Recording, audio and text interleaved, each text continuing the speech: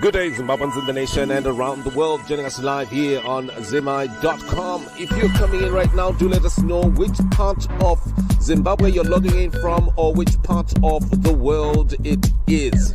Type in the comment box right there. And our viewers, readers, and listeners, we are here for news review. We shall be exploring the top and trending stories from in and around Zimbabwe. And as we begin right now, do press the share button.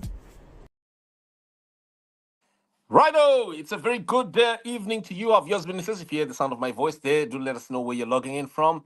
Type it in the comment box there and press a share. And by the way, don't forget tonight as we go live at 8 a.m. tomorrow, a very senior and important war veteran is going to be on Zimai. So I said a top war veteran is going to be joining us at 8 a.m. Mangwana tomorrow. But you never know if you stick in and you just keep your eyes open. That war veteran might easily just join us tonight. I am not going to tell you who exactly, and neither am I going to tell you too much. But let me tell you, it is going to be extremely, extremely, and I repeat, extremely important for the people of our country to attend the session. As you know, some of us, we sit on the edges of events that are happening in this great country, Zimbabwe. Over the last 8 years, you can see the events that are happening in the country. Very few have had Simbachikanza not been there. Many times Simbachikanza would be there. If it is a conference somewhere at the UN, somewhere at the Interparliamentary Union, Simbachikanza will be there. If it is a meeting somewhere in Africa or somewhere, you'll find that either Simbachikanza or someone will be there from the Zim I News network, or someone who is key to things that are happening in this country. I always say, and as we open, Hulu, I always say, Zimbabwe's name should change to GZ. It should be Great Zimbabwe. If I get into politics ever, at any point in time in my life, do you know what? I Ndakura, to those who are younger than me, you should know that I'm already preparing to retire soon. But if I get into politics, if I ever do so, and I come back to Zimbabwe, I'm going to change the name of Zimbabwe to Great Zimbabwe, to GZ. Anyone who agrees with me. By the way, if you're coming in, press I share button, press the share button. Because anywhere where I see Zimbabwe, listen to me, I see greatness. No matter what suffering, no matter what problems. I lived in the rural areas. I lived in Mangura. I grew up in the farm areas. I grew up among people who were suffering. And some people don't know. Some people think that ndakakurira kumasalad. No, no, no, no, no, no, no. Nditori mfana wekumaprazi chaiko chaiko. I grew up among farm workers. I went to Group B schools where we used to walk nema slippers because my parents at one time could only afford a tenderfoot. You remember the black tenderfoot? I don't know if you're from my age group out there. So I saw negativity. I saw suffering. I've seen it. Listen to me, Zimbabweans. Those who know me and where I come from, you know me that I did not grow up in privilege. I grew among people who were striving and they were struggling.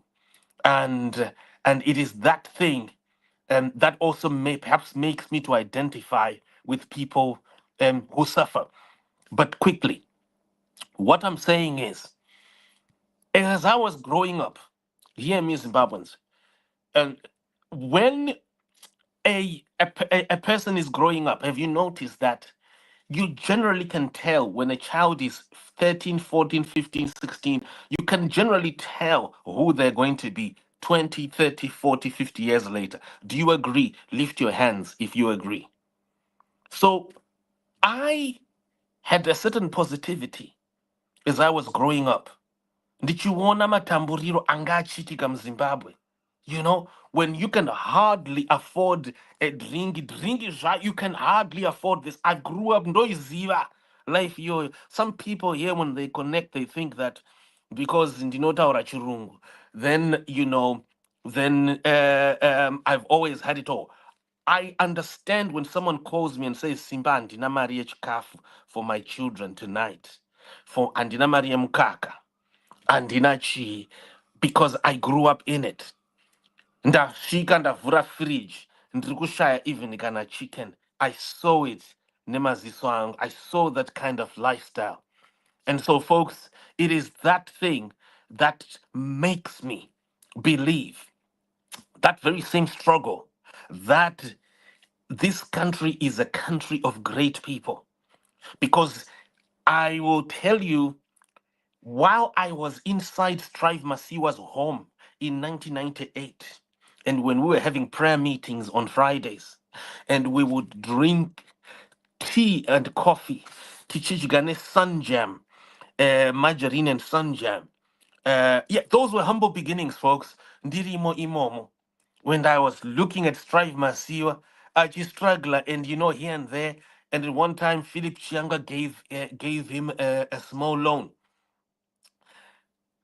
I have seen what it means kutambura, and I've also seen what it means to be in greatness while you are struggling. That you can't even have money kutenga chikendi cake today at lunch, but you can see that you're actually inside you're a billionaire.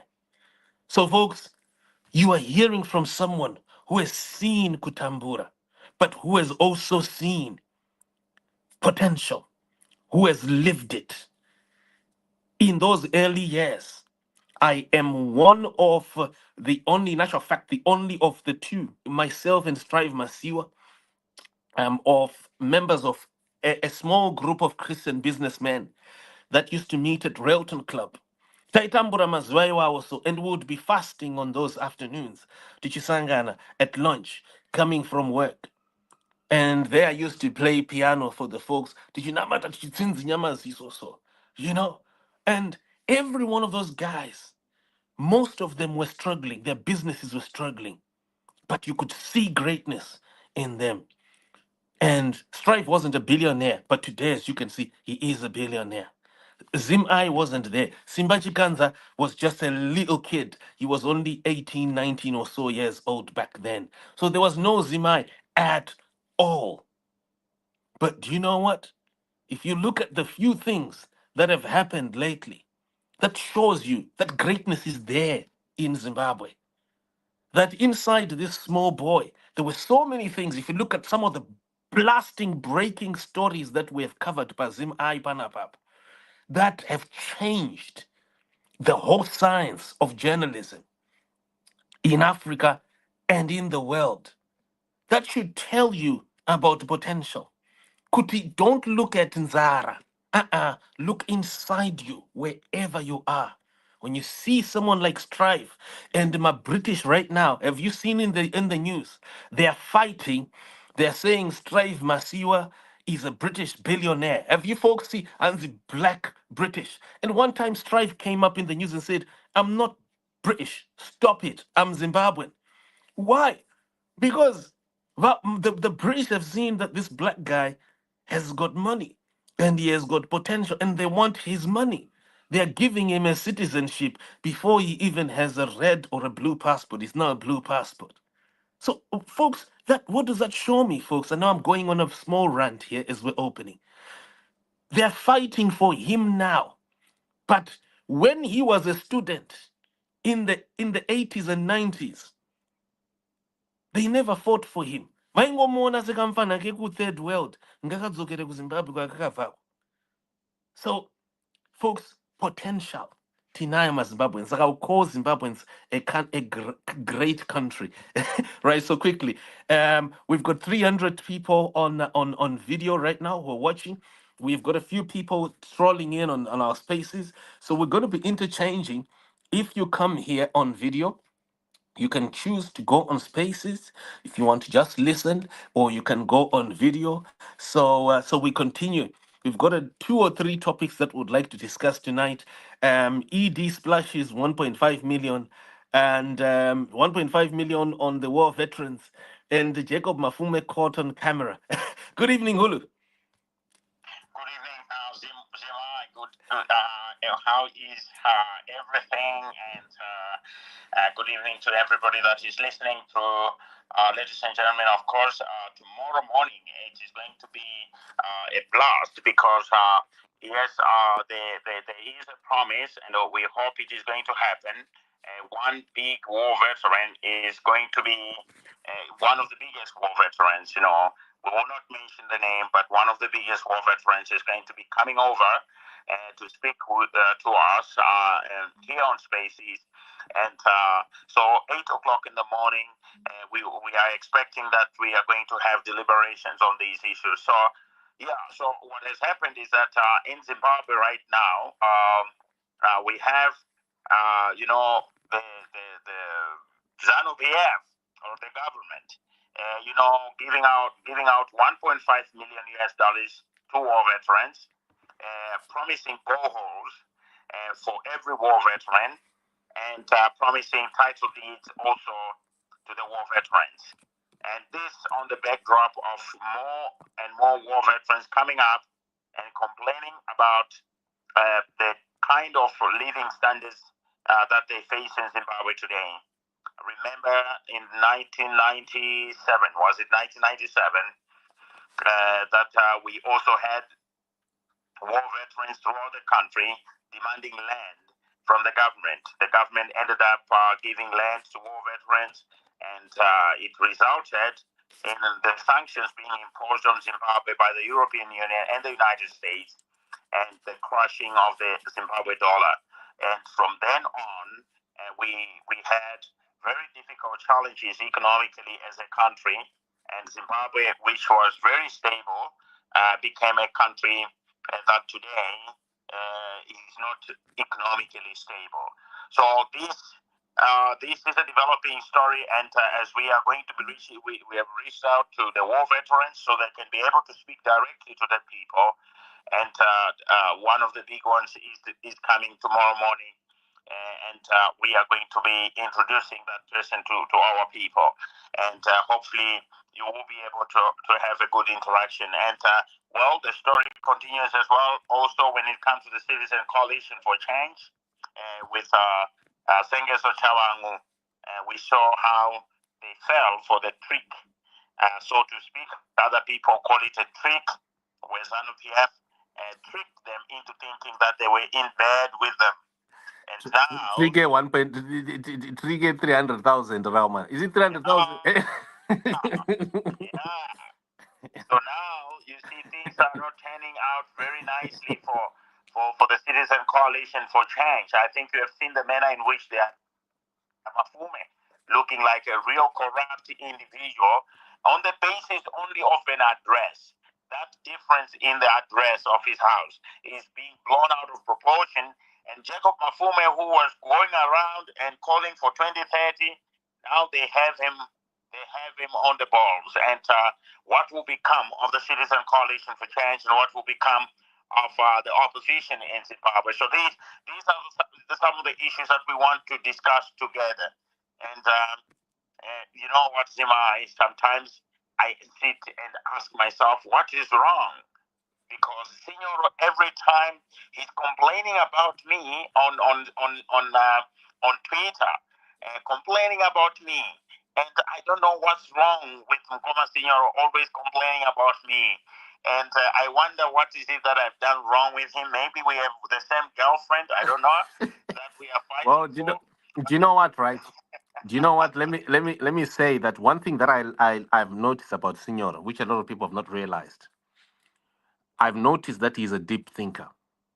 He is the introvert who keeps so many things inside him that when he's now releasing them, you need patience to sit there and put together, right, and read, because I've listened to him speaking, and you can tell that this man nigga, has probably spent the last 2 weeks, right, thinking about what he's about to say. So, so I think Signoro needs a bit of time. Sorry. I learned a lot from Brother Signora, and Mm, yeah, and I hopefully today I'm going to continue to learn again from him because I have brought him up there to the speakers, and so because yesterday, you see, I was calling his name, maybe he didn't hear, and he couldn't mm, manage to speak because his network. I don't know. People who are in the space will remember. I called his name, I think, almost 4 times, and it was very difficult to put him up. But it was not only him. Many other people were struggling with their network yesterday, mm. and it was Myself, I want to tell you that Hulu, 6 years ago, Signoro used to write to me a lot on Facebook, and in those days, I have to admit, I didn't understand. I have to repent. I didn't understand him, and unfortunately, time is not always easy, and I have to admit that we have such a diverse country. And I said it's a great country. We've got so many giants in this country. And these are giants who are sitting on their mountains that they have conquered. And some of the mountains we may not realize them, we may not recognize them, excuse me. And so it takes a bit of effort for us then to pick and put together all these giants together into one great army. And Signor is one of them. He is an asset in this country, and I have to appreciate him for that. I apologize that many times ndakandisingavanzwisisa. I think Signor Mchirupazivaga pandaimbo kubloka ipo maimboti mukataura zvimwe zvinondofanira kuzoti Signor, come on, handina time, handichichichichi ndobva so yeah, I don't know, that's my experience. Yeah. Sorry. yeah, in line with the topic. Mm, It's not about me. It's not about you. One of my deepest statements is not about Mugabe. It's not about the next leader. It's not about Chagrai. The topic is it's important for us to look down and say what is going on. We have a rotten system, a system notion of opposition and ruling party in the context. It's a well orchestrated crime syndicate. We are running into a problem where there's a culture of doing business which is rotten, which raises the question: is this Zimbabwe that I want? To stand in front of people, deceive them as if you don't know what Zimbabwe is going through. The economy is bleeding. mm. Just make it a short introduction if you can, Signor, please. Yeah. Mm. And promise people that you can do better. And then you lie under oath. And then, surely for me, I'm not stupid like that to think that this is only Mafume. It doesn't mean I'm protecting Mafume.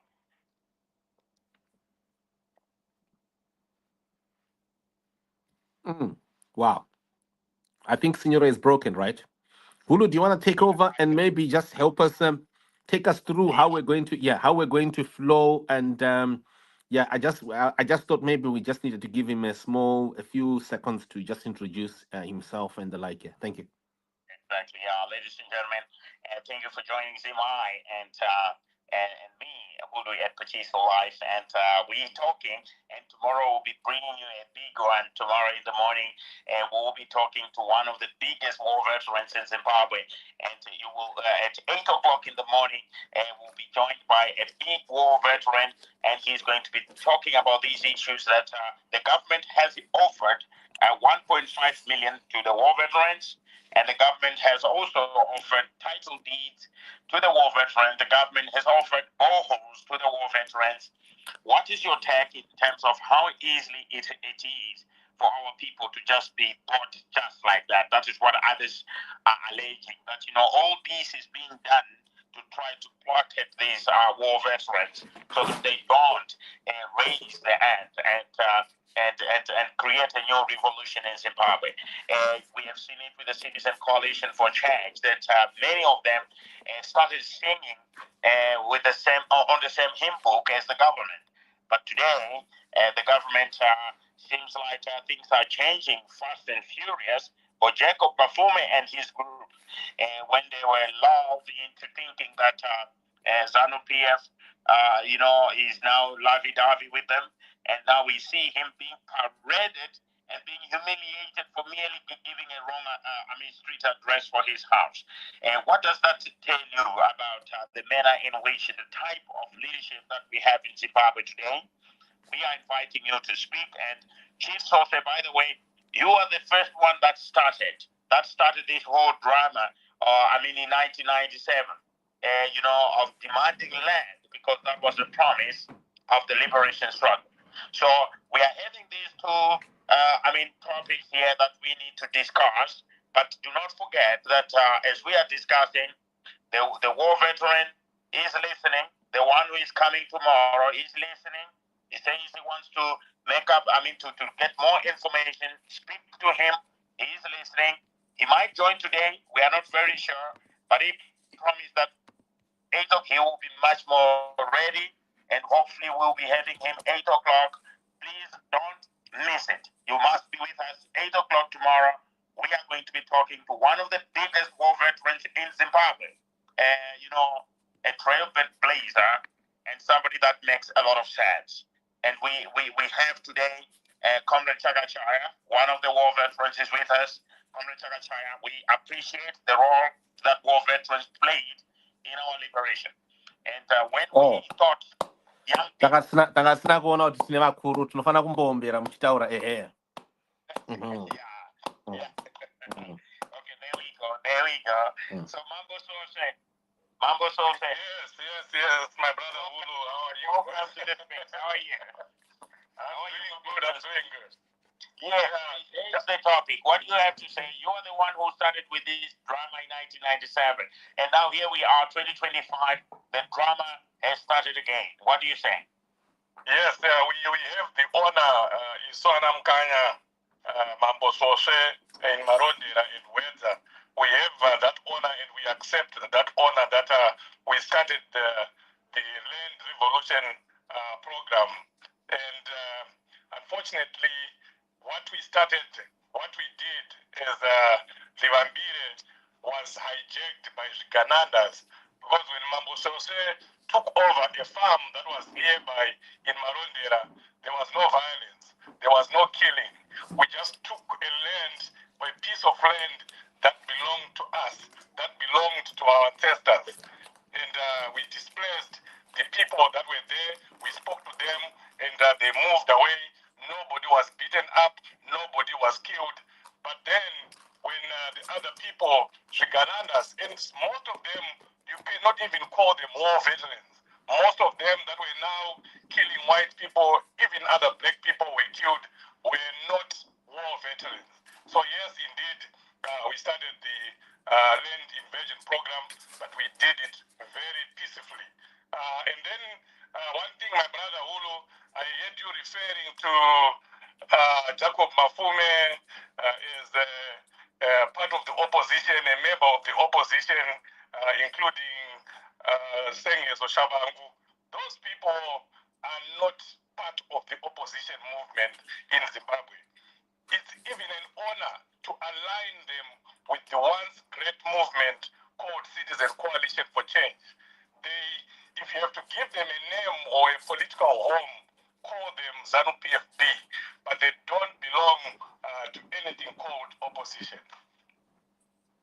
Yeah, Chief Sose, thank you very much for that submission, and would advise that you stick around as we need to continue to deliberate on these issues. How easy is it? And Comrade Chagachaya is with us, a war veteran. And Comrade Chagachaya, if it is possible for you to speak today, because there is going to be a very big war veteran coming, an icon of the liberation struggle, is coming over to speak with us 8 o'clock tomorrow. We really sincerely hope that his network is going to be good enough that he will be able to be with us at 8 o'clock as we have to talk to him tomorrow. I would have loved him to hear you speak, Comrade Chagachaya, but if you are at work at this particular moment and you are not able to speak, I also understand. But it will be very nice for you to send a message to him before he speaks to the people tomorrow, 8 o'clock in the morning. A message for Zimbabwe, a message from the war veterans. And the war veterans are again playing a very critical role. I know, Zimai, I remember, and the audience, that one of our icons as well, Joshua Nkabu Kongomo, he said that Zimbabwe will not die as a country. The young people are going to rescue it.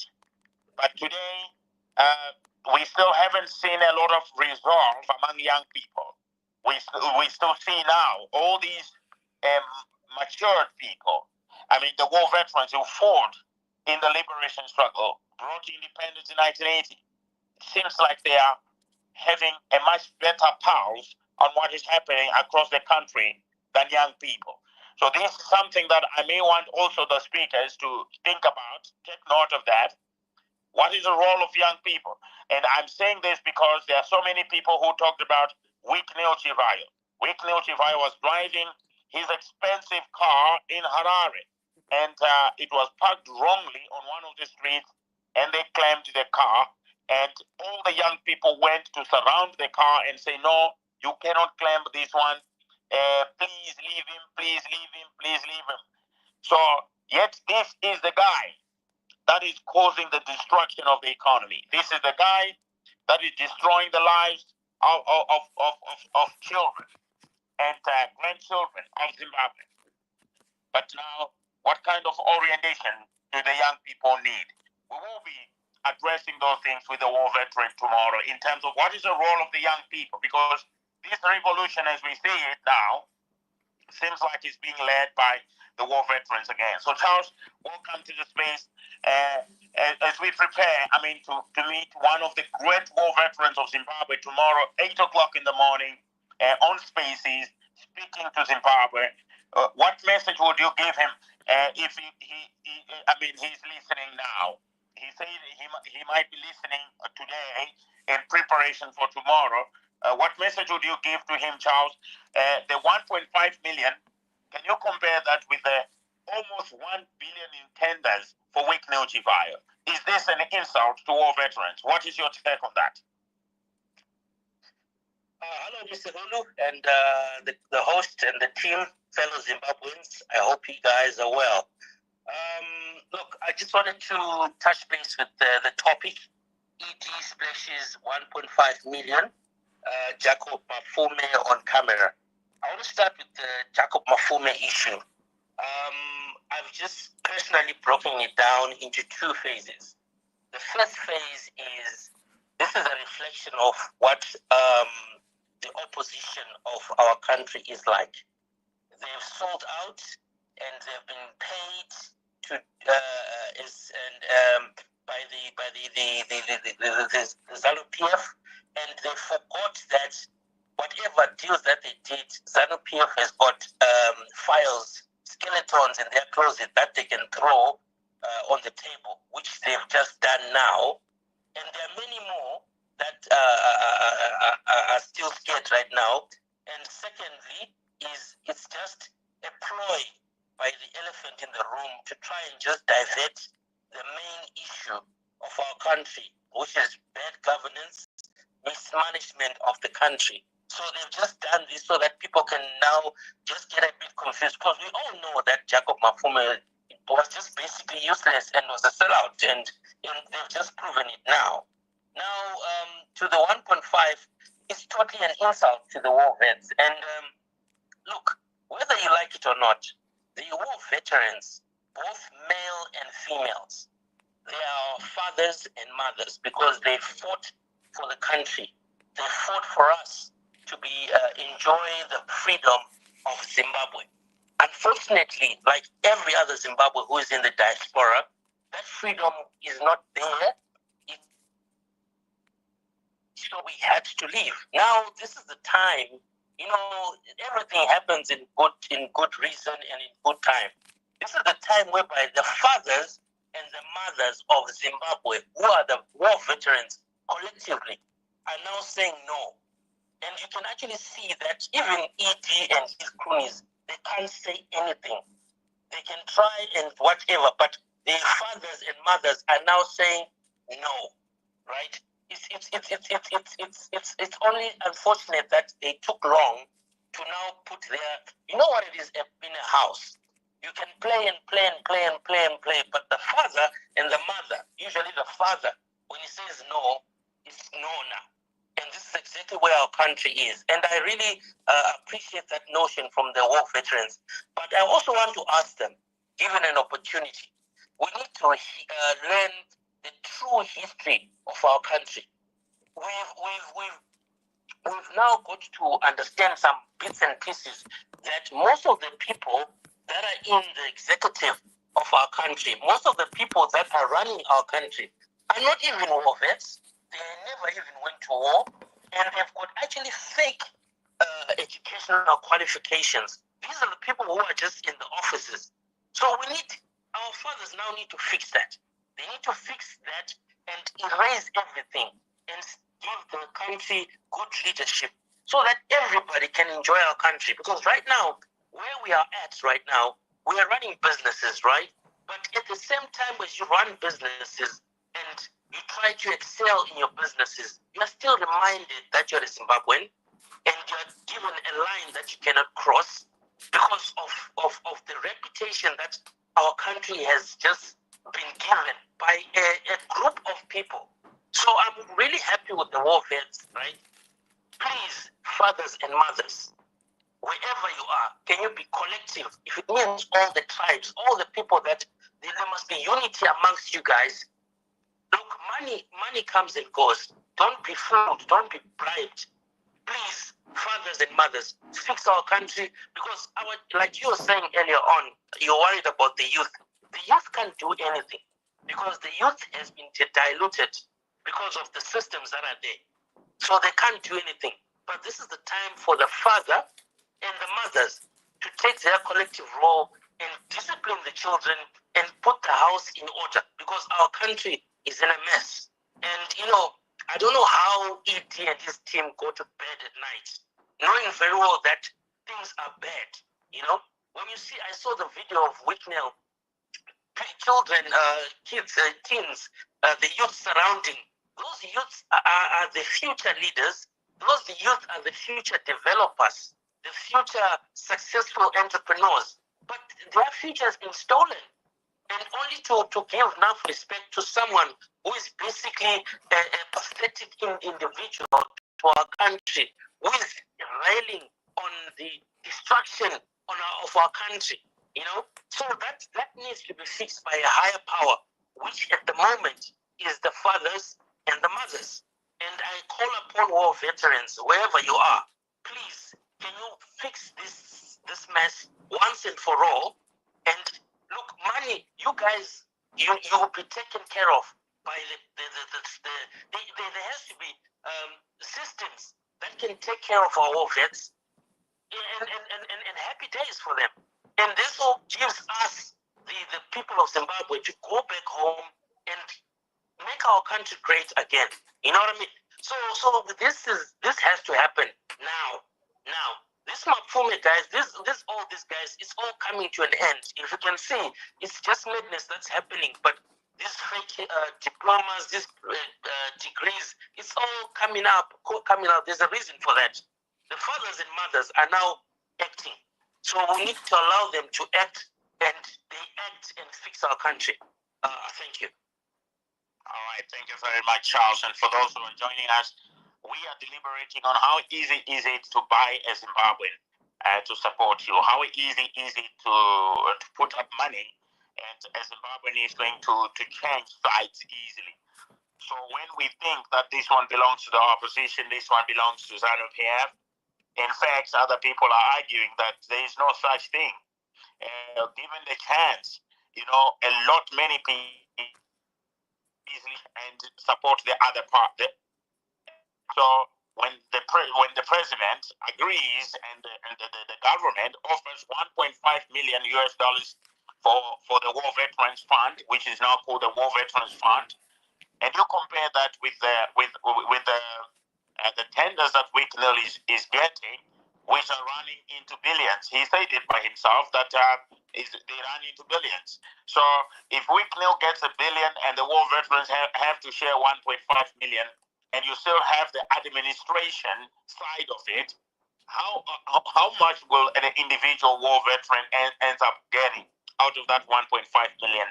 Is it really worth talking about that war veterans are being offered 1.5 million? What about the boreholes? Many war veterans might already have their own boreholes, but we are hearing from the 2030 group that war veterans will be given boreholes. Those in rural areas, we know, they might even have their own boreholes. So is that a good enough offer? We had recently that war veterans will also be issued with title deeds on their land. The president, with Taguire and Prinkett Farm, he said that they must prioritize the war veterans. They must prioritize, the disabled. They must prioritize the widows. But go around Zimbabwe and you will not find any single widow who received any title deed. Go around Zimbabwe, you will be so surprised that there will be no a single war veteran who will receive part of that 1.5 million. Well, a few will get, like what we see with Jacob Mafume. But Hulu, are you telling me 1.5 million US dollars, chayo? You're going to disappear just like that. It doesn't make sense. It doesn't make sense, brother. This is the reality on the ground. We will be tomorrow morning, ladies and gentlemen. We are having one of the biggest war veterans Zimbabwe has ever known. He's coming over to speak with us on Spaces, and you need to wake up early, guys. That's 8:00 Zimbabwe time, and the war veteran is listening today. We are not going to mention his name today. He is listening to the space today, and he wants you to send him a message in your submissions. And tomorrow, when he comes, he wants to make a proper submission for Zimbabwe. But this one is a big war veteran, and we hope that his network is going to be balanced and everything to plan. And you will be hearing from one of Zimbabwe's iconic war veterans speaking right here on Spaces, and I'll be here together with Zimai. So thank you very much for joining Zimai and for following Zimai and following me, Hulu at Pachisto Live. And we will be giving you news from our great nation of Zimbabwe. So welcome to the space. Also to Bishop Emmanuel Moyana of Emmanuel Global Church. And my uncle actually, and Venencia, welcome to the space as well. Venencia, so we have got the 1.5 million, we've got the title deeds, we've got the boreholes, and we've got Jacob Mafume who fell for it, and now ZANU-PF is turning against him. He's parading him and making him look like a fool only because he gave a wrong street address. What is your take when it comes to that, Venencia? Sorry. There's one thing I just want to say, and then go back. I don't know. I just want you guys to change word. Don't say one of the biggest war veterans. War veteran is a war veteran. They are all war veterans. I don't want you to minimize another war veteran. Just say war veteran. Thank you. Appreciate it. I am the war veteran. I wanted to say. Shut up. Can you guys hear me?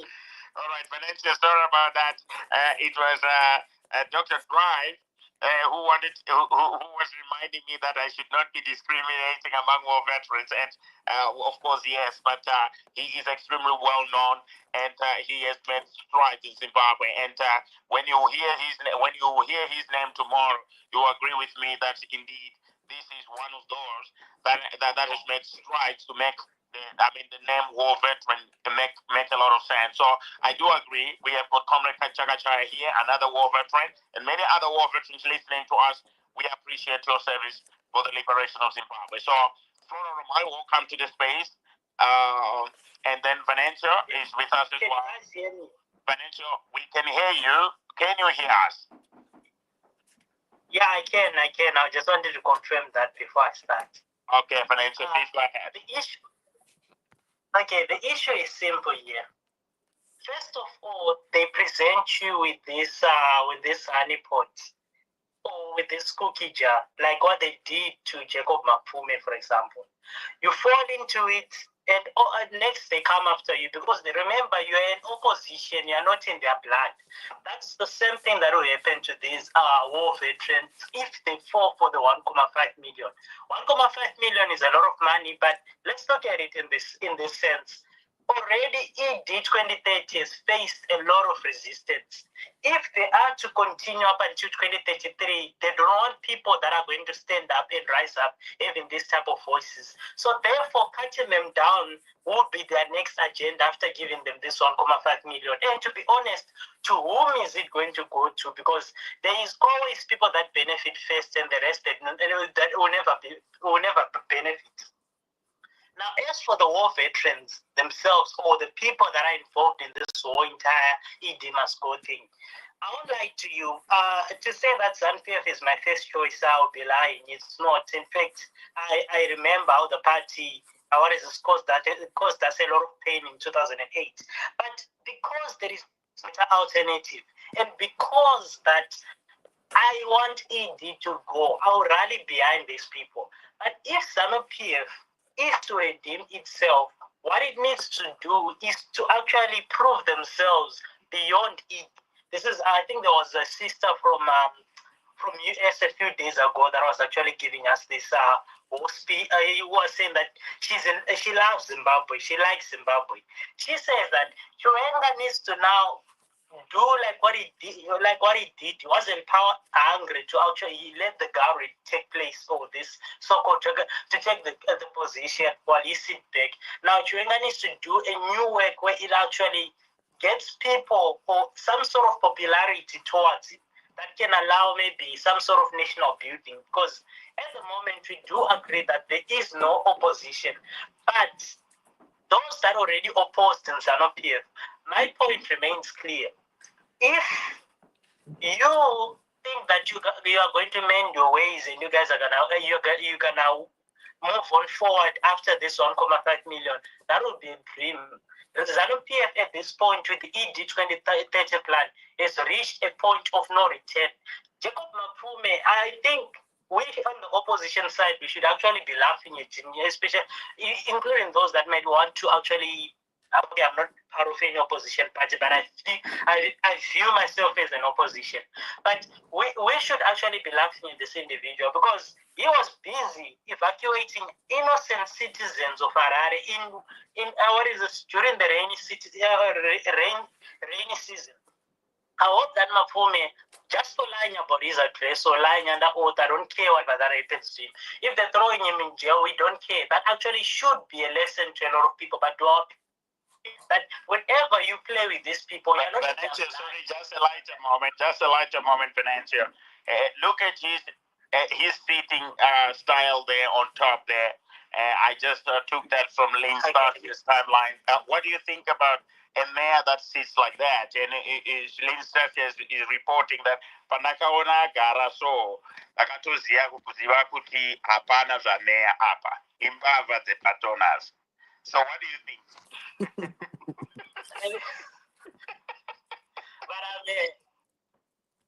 I mean, when I'm share a picture, like did you see that there was a picture of Mnangagwa's son, one of the twins, in Mafume? But okay, the sitting on its own, it looks like a thief, or at least for now, you see much more of him as a thief. But if you remember, there was a picture of him that he was watching soccer with Man of Gold, the Gold Mafia pastor, Yube Angel. I think it was hosted by Scosa Kanya.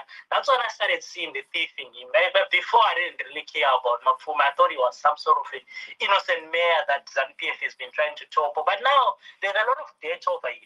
Remember, he's gonna go down for the demolitions. Probably he's gonna go down for the lecturer issue. He has basically allowed ZANU-PF to take over Zimbabwe again. Someone speaking. Yeah, you can prepare to land so that I move to Flora Ramai, and then from there I go to Bishop Emmanuel Moyana, then Best, in that order. So, my brother Ulu, I'm sorry. When I spoke earlier, I thought those were just introductory remarks. Yes, it is. So I'm also hoping Hulu. Just a word. You know, if you could just give me a chance, maybe after one or two people to speak, because I'm seeing here we've been joined by Rulamaya. What she's not the one. Folks. Folks. That lady, of course, the incarceration of an innocent man, Chinyanga, and I can't be on the same stage with her. So if I could be given a chance to just speak about the war veteran that is coming, and then I can leave peacefully. I just wanted also to say, Hulu, I wanted to propose, is it possible to have people who also give us alternative views about Mafume? And in all honesty, if we can, please, because this session should not be a bashing one, just bashing someone. Let's have balanced views. If you are here and you've got an opinion that is opposite whatever, because everyone seems to be Mafume negative, could we also have those who can lift their hands and they can give us the alternative view about Mafume? Because let's be honest here, in this country since 1980, people are trapped. People are put into a corner. I am an eyewitness of couples who are made to split by the system. So what can easily happen here is this. Simbachi Kanza has suddenly become the mayor of Bulawayo. Now, the system will study. It will go to Simbachi Kanza's wife. Now, when I get home, I'm just inside the home. It's like any other home. It's just the way it was before. But all of a sudden, my wife starts getting agitated. Why are we still in this old house? Yeah, look at us. Say Susutiri Tega, your brothers, your sisters, look at them. And you start getting pressure. And you just don't know where that pressure is. Simbaji Ganza's son and daughter will come and they'll start screaming, Daddy, why are we always struggling? They travel well. Look at the cars that, and so you'll be having so many voices calling. And the sekuru wavona from Kumushoko, but you complain. Monangu kuno ndarwara kuno kuko. Right? And the Mari. Folks, I know people who have had to travel from UK, from America to go to Zimbabwe. And it's the system. How did the system do it? The system went to relatives. The system just wants to compromise you. So you travel, you spend money. The system can make you spend money, and then you get broke. After that, wapinda tight now. Someone comes to you. No, let's be honest. Every person here is human, right? Someone comes to you. What broke? He goes, no, right now. You can't put fuel in your car. You can't put £100, $100 in motor to take your Sekuru to the hospital. And then you go to the office. While you're in the office, what happens? Someone comes and they don't tell you that they're giving a bribe, that they're paying a bribe. They will just say, you, Tora Mario. And at that stage, you don't even know, Hulu, that this is a bribe. You look at the money, of course, it's insane, it's too much, right? But then you're like, okay, no, look, Regandi Manye, let me just pay for my Sekuru, right? So that my Sekuru can go to what? To the best hospital, best private hospital in Harare. So you blow the first 1,000 out of that what? That 200,000 that you have been given. And you, at this stage, you don't know that this is a bribe. Later on, you go ahead. After 2 days, you then see documentation. The documentation shows you that, oh, well, dude, you know, one of you must, this thing, Yengeri Maria. By that time, you've blown the money. And at this stage, you just don't know. You can't, who do you account to? Do you call a judge? Do you call your boss? Because, it's so difficult. I know people here, local opposition, and let's be honest here, who have had, when, like during the GNU, you are at home, you drive home, and you find a ton of fertilizer and maize, treated maize for seed, right? Inside your yard. You don't know who has put it in your yard. Unoite ipapo. My sister Lynn, unoite ipapo. Iwo uri kuziva kuti kumusha ukwako mbuya vari ikoko kwako vaikomplaina musi vachiti muzukuru wangu uchanditengera mbeu rini apapo at that time wachoboka. So what do you then do? Unoitei, you've got a ton in your yard, right? A ton of maize and fertilizer. What do? Unonorasa wotora woendesa kupit, woendesa kucharity. Maybe you could take it to Jairus Jiri, right? But you and I, right, might end up just taking that stuff, right? Yeah. Simba, wait Fernando so the host can complete his sentence. Yeah. So And so let yeah. the host So I would like. I'm speak. just trying to trigger. I'm just trying to trigger. If we can have alternative voices, alternative views, right? Because do you know what? What will you do there? In Nini myself, it's never been done to me, right? I've never done that. But do you know what? I have seen my temptations akadaro anoitika iwawa. And do you know my only redemption, and I am here on this space, I will testify. Do you know my only redemption is that I've stayed away as much as possible from society, particularly my politicians, my chi. But I can tell you, if I was in politics myself, I could easily be squeezed like the way Len Mojongwe was eventually. And then later on, they blamed him for killing his wife when he hadn't. But because he had touched his wife in a scuffle that they created, he was he just felt, look, I'm guilty until so what I'm trying to say is, can we be fair when we look at these things, right? If we could have alternative Yeah, voices. Go point. ahead, It please. is a good point. It is a good point, Siva. And our audience, Vanessa, just wait a bit. Our audience, I think, understand that yes, we do get put into very difficult situations. Look, let me give you another example. You become a family of ZANU PF, and people will constantly refer to you as a beneficiary of ZANU PF. There's so many people that have said that to me, myself, and it's very difficult for you to say, oh, but look, I have never been in a meeting where I have ever requested anything from ZANU PF, where I have ever requested any funding of some sort, any gift of some.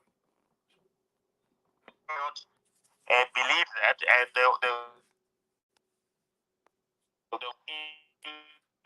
you become a beneficiary of ZANU PF and things like that. I'm glad that yesterday Isaac McCormick was here on the space, and he mentioned to many people that, you know what, I have been a counselor for ZANU PF, but I have never benefited anything from ZANU PF, yet I've been working for it. That's why you see some of these. I remember again Lynn Stasia grouping them into three distinct groups. Where at the top you've got those who really benefit, then below you have got those who use others, then at the bottom you have got these praise singers who get actually nothing, but they continue to hope that maybe they'll get something, and it is reality. It is reality.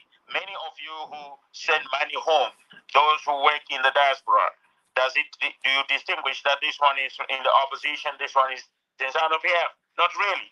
The challenge is that people face in ZANU PF, if you listen to General Gaza, if you listen to War Veteran Gaza speak, it sounds more like you are listening to an opposition member speaking.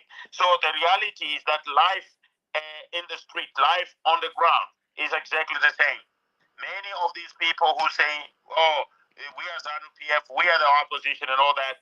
They still eat the same salsa. They still face the same challenges. You still go to the same hospitals where there's no medication and things like that.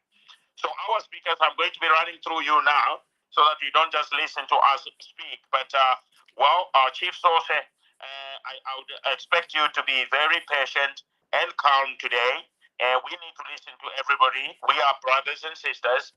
So I understand your beef with Flora Ramai, but at the same time, it is important that we also listen. And you, Flora Ramai, when you speak, I would want you to also have the decency of respecting Chief Source and not mentioning things that can trigger him and make him angry.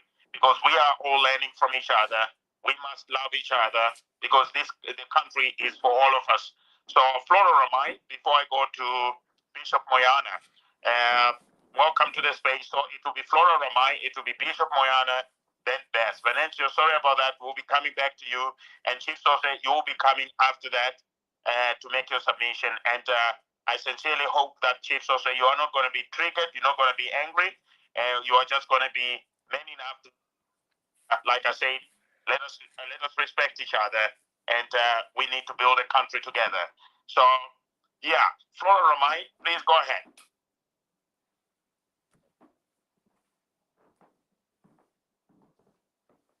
Flora Ramai, can you unmute yourself, or is it your network? Surely you know that if your mic is off, we will not hear you. Okay. Good evening. Anyway, you invited me. Yes, I invited you. Can you hear me? Sorry, so I'm on the feedback at the moment. So I suppose it will work. I just wanted to comment on Mafume, but obviously.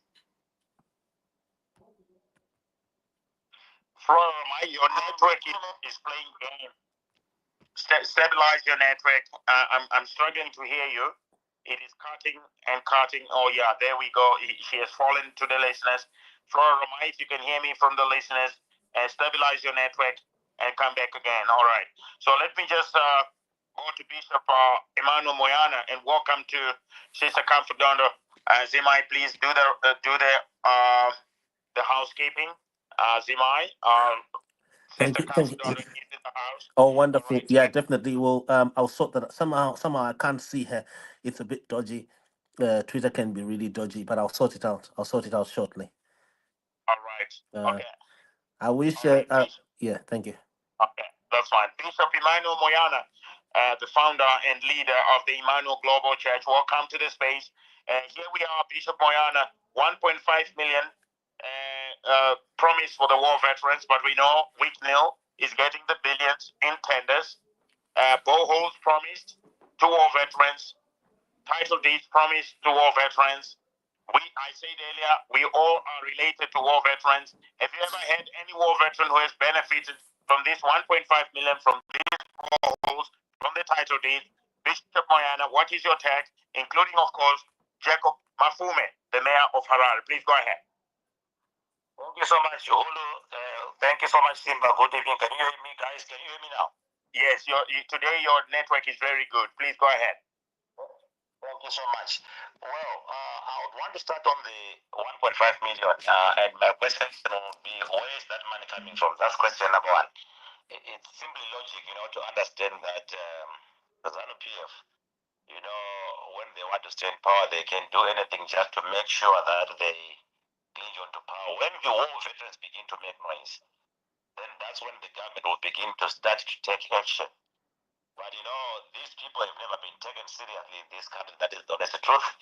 Since the time when they were given those $50,000 during the time of the former late President Mugabe, they've been going through a lot of promises, a lot of lies, and all that. And I want to believe that those war veterans who have just remained, because I want to believe most of them, they are gone now. And most of these people who have remained behind are their children, and there may be a few women around. And I want to rest assured that the 1.5 million that is being promised is only for the few, not for all the war veterans. And those that can speak, are the ones that would benefit from the 1.5 million. But trust me, this is just a way of silencing the war veterans. But this time around, I think with people like Comrade Geza in action, I want to believe that they are going to do a better thing for the nation. Because remember, whatever is happening right now, whatever ZANU-PF is trying to do right now is to continuously, try and suppress its own people, try and, make like we are still colonized by the white settlers. But at the end of the day, what we are saying is, ZANU-PF has tried its best. They've tried whatever they thought they could to do to change this country. But unfortunately, things are even going worse and worse and worse and worse. So the 1.5 million is just a ploy to try and make sure that they win some few influential figures in the War Veterans Department. And for me, I would say, let them receive those who are supposed to receive, but they must never change the agenda to deny the 23rd agenda. What we are saying is we have given our president enough time to run the country, and by 2028 he will be done. We don't expect him to go beyond that.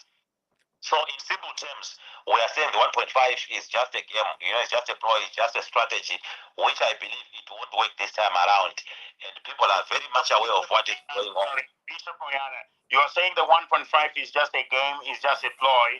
Shabangu, many people when he came for the first time, they said he's just a ploy, he's just a game. But here we are. What do you say? Is it still a game? Is it still a ploy? Bishop Moyana, go ahead. Yes, Shabangu is still a game, still a ploy. Shabangu doesn't hold any value in our political circles in this country. It's just a name that is being used. But remember, it's not taking for selfish interests of who are, more interest power than the welfare of the people. Because you see, some few who is doing well because he has managed to destabilize the opposition. But what benefit does it have to the people? That should be the question. It's not about Shabangu as an individual, but the people are suffering. People are going through things because of the decisions that Shabangu has taken to be used by the ruling party to make sure that, he throws people under the train. Because right now, the people who are elected, legally, who are elected democratically by the electorate, are the same people that have been thrown away. And the people have no representatives in their constituency because of that. Because look what is happening now. Shabangu is playing the same ball game with ZANU-PF. He is saying it doesn't matter, the president must go beyond 2020 to 2030. You see, the opposition is not there to compromise the standards of living of its own people. We are saying Shabangu is a cog that ZANU-PF has put in place for them to be able to have the majority in parliament.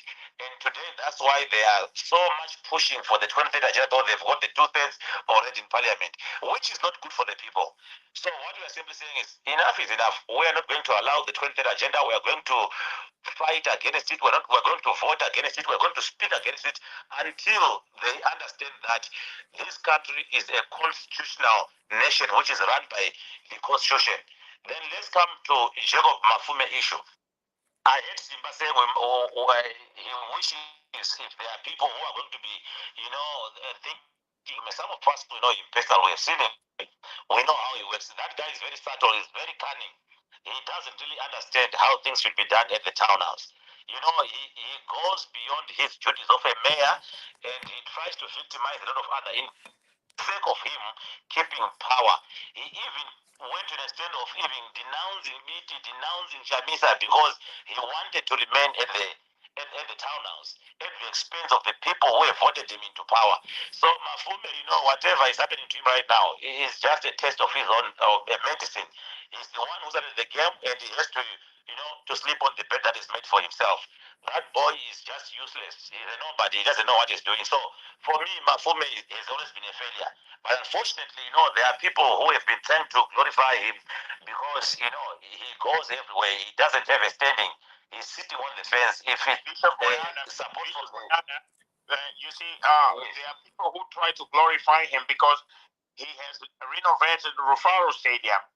What do you have to say? It was dilapidated, and Rufaro Stadium, falls under council, and many other people, give him credit for for bringing the legendary Rufaro Stadium back to life.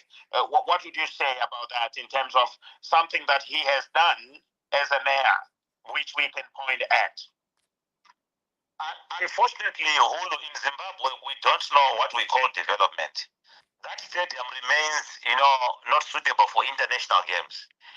You cannot talk of games that we play locally. We need to host international where the government is spending a lot of taxpayers' money, sending the warriors, the mighty warriors, to go and play outside the country, staying in expensive hotels because the country has failed to have one suitable stadium to host the nation on its international activities. So for me, putting those bucket seats is not an achievement for me because you see these things. We're not supposed to glorify them. That's what I'm trying to say. These are things that should happen in a country without people even to say, I've done this, I've done that. Go to countries like South Africa, neighboring South Africa. We don't want to go for that. That's where you are. You know what I'm talking about. They've tried to maintain their infrastructure in a way that it's a government or the council responsibility to make sure that those facilities are up to scratch. We cannot go out there and say, you know what, Gaza national sports, Gaza Tavakama roads, then we say someone else is a good leader just because of those small little things. These are things which are supposed to be done. They are being done using the taxpayers' monies, and therefore we mustn't even give glory to anyone about that. So for me, it's not an achievement. Trust me, this boy is just trying to find a way, to glorify himself and to please those few. What's Mafume has done this, but he hasn't done anything, including the government itself. Nothing is happening. But sorry. Yes, I wanted to propose also to address how he stood against the Pomona deal before. I know this was before the Chabango chaos, right? Do you not at least give him credit for being principled at the onset about the Pomona? You know the Pomona deal, the Pomona that Auxilia's runner, what is his name?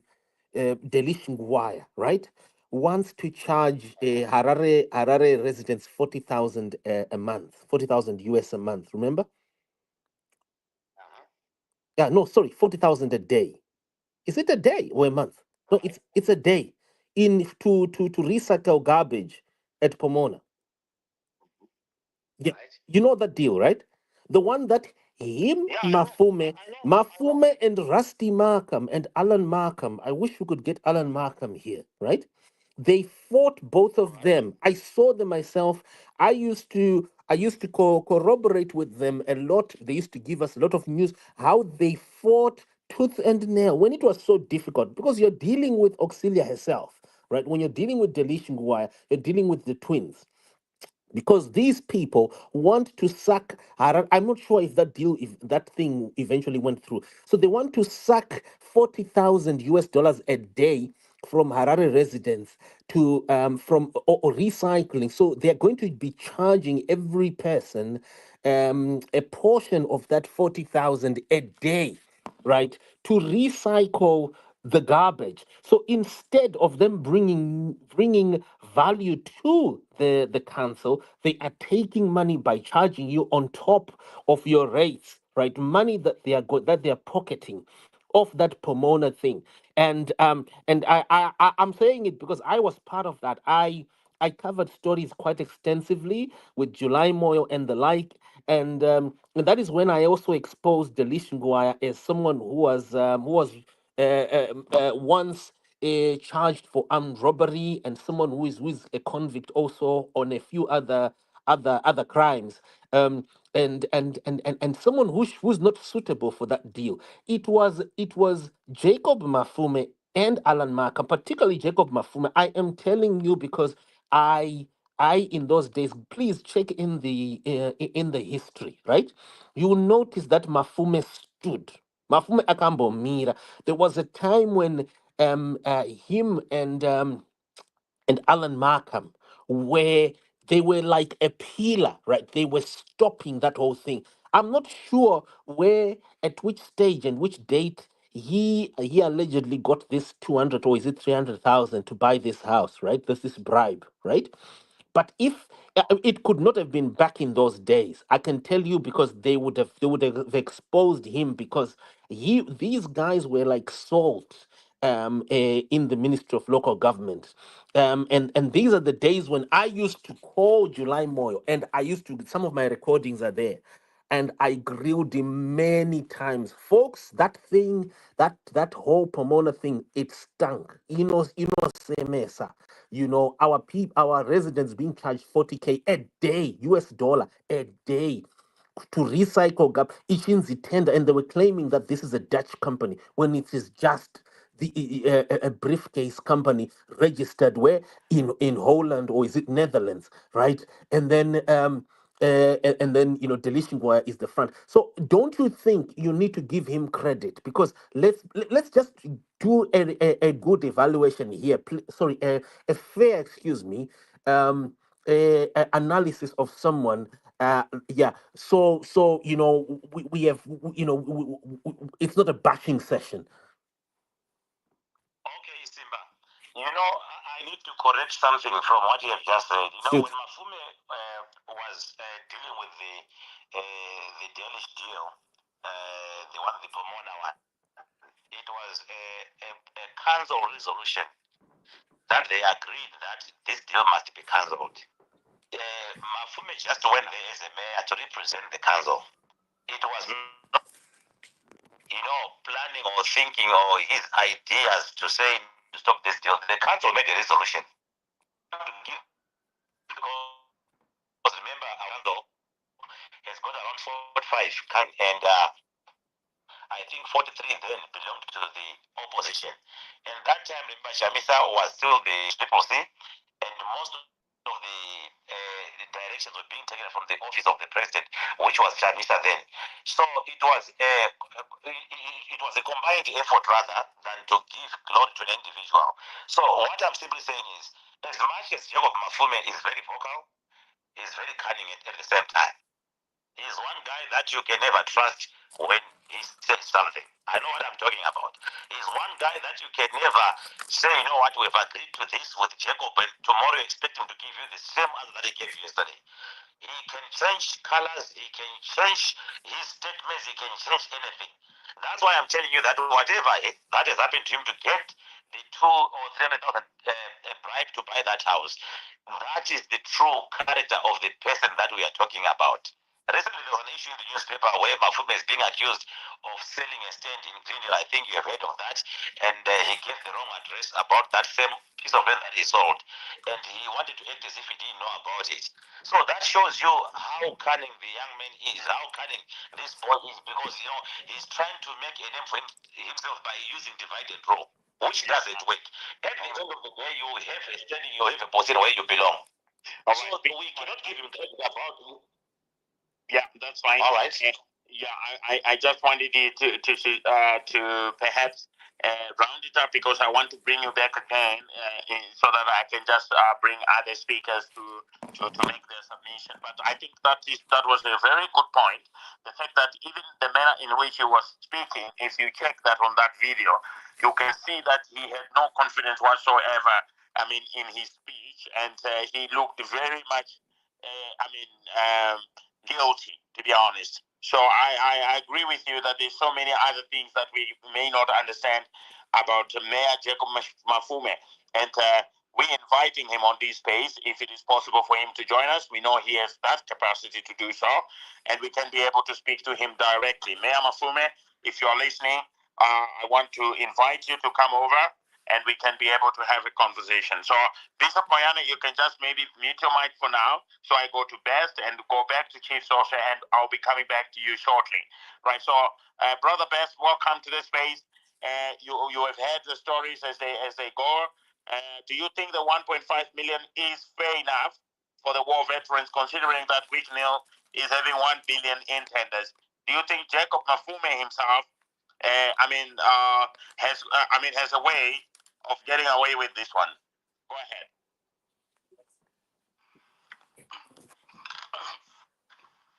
Thank you, Brother Hulu, and thank you, Zimai. Zimai, and Brother Hulu, I just want to say, what you do is good for our country, Zimbabwe, and we learn a lot from you guys.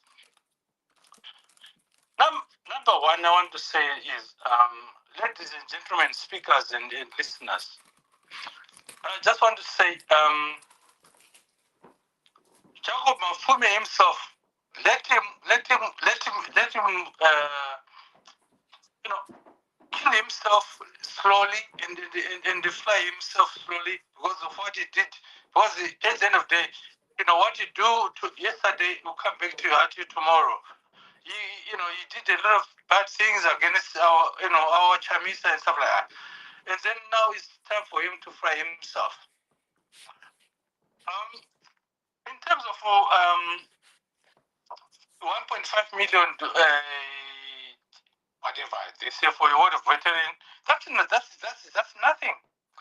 What is 1.5 million when we got 15 billion, which was lost in diamonds, and yet there's no investigation about it?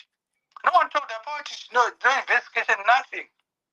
Even this so-called maternal dama and stuff like that, they came and said, but then no one talk about it. There's no investigation about it. Those billions of diamonds. No one talking about it. And it's just gone like that. And then we look into other things like this issue of corruption in the city of council. That's why I say I like you, Uru, because I follow you, and one day I'll meet you, have a cup of coffee and stuff like that. And Simba Chikanza, I want to meet you, my brother, because look, Zimbabwe is our country. We have to defend Zimbabwe, and we have to develop Zimbabwe to make it a first world country. We've got capabilities. We have got the resources. We've got everything. But the problem is, I don't understand why do our leaders don't develop our country?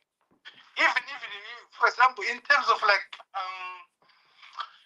our hospitals, for example, why can't we have a modern hospital in our country when we got all these resources?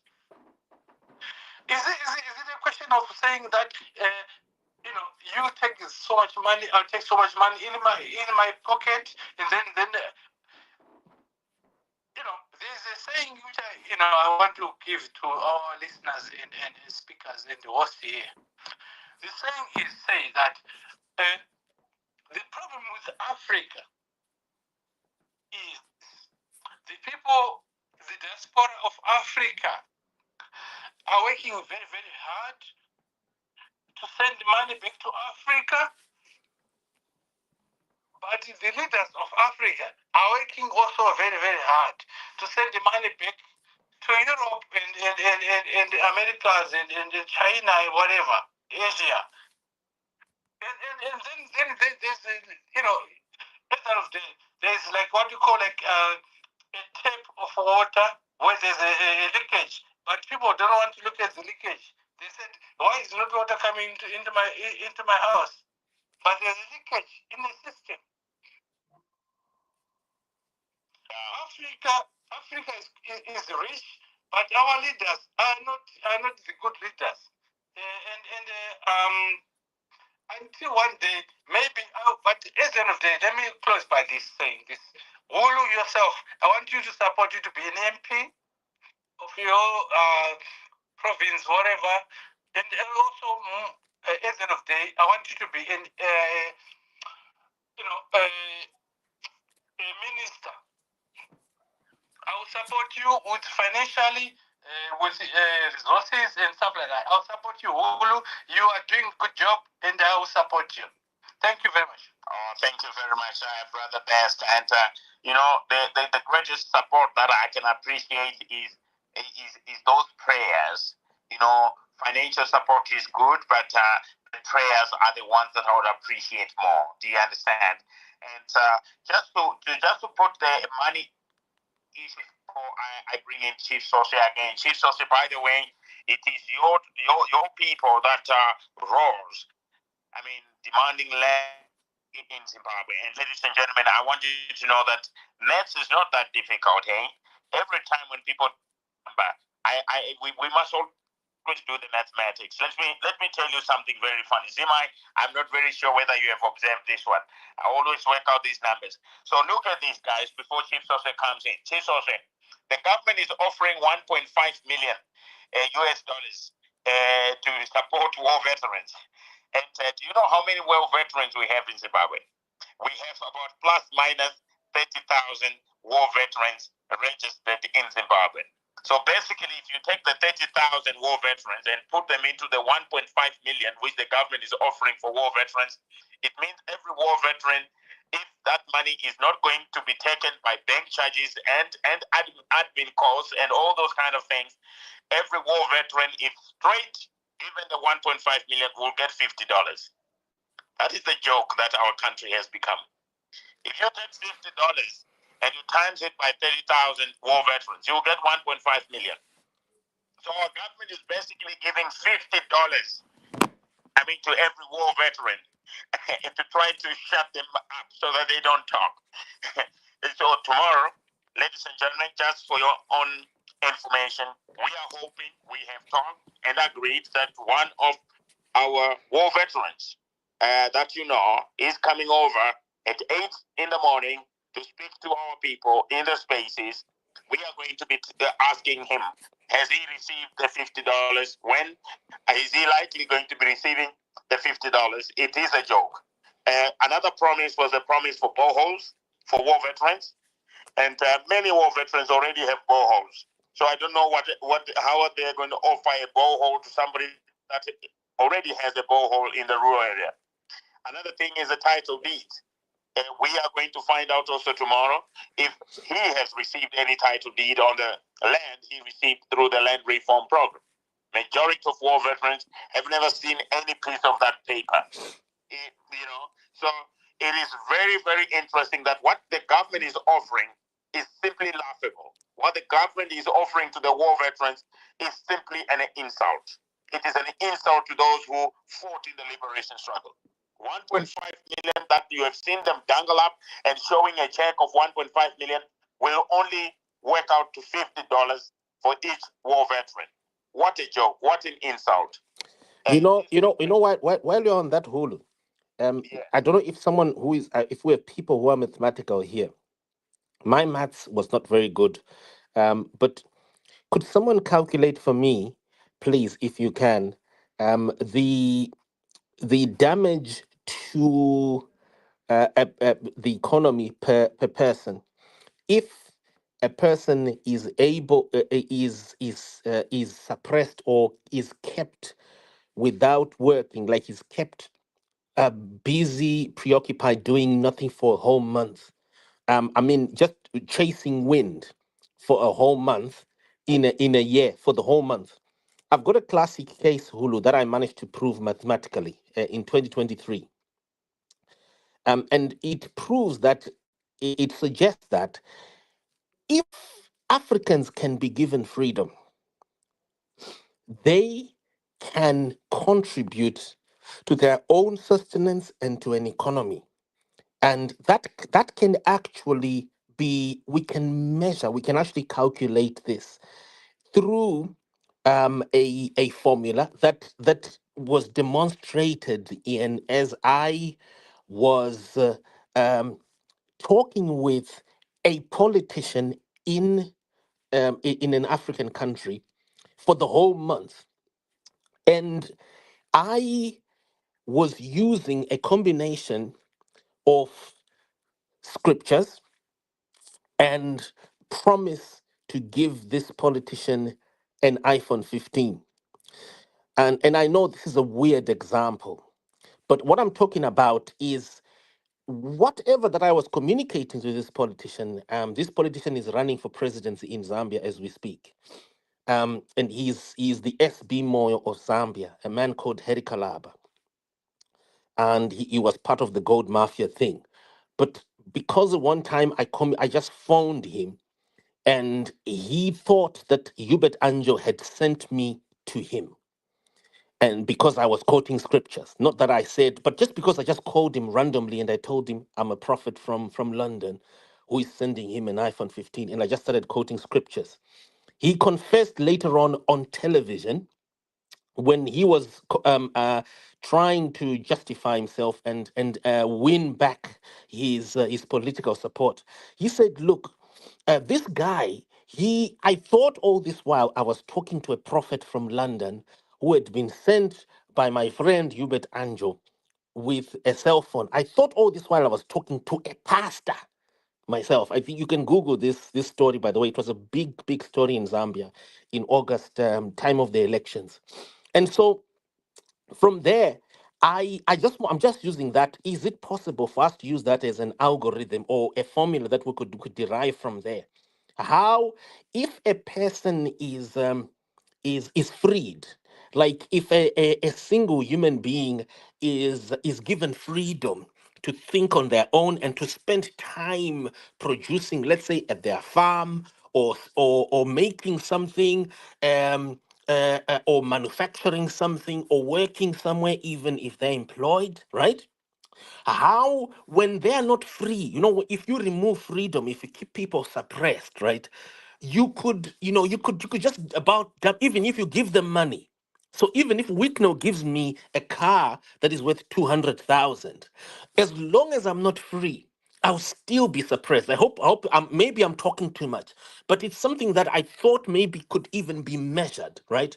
That if Vamunangagwa could give his citizens freedom, yeah.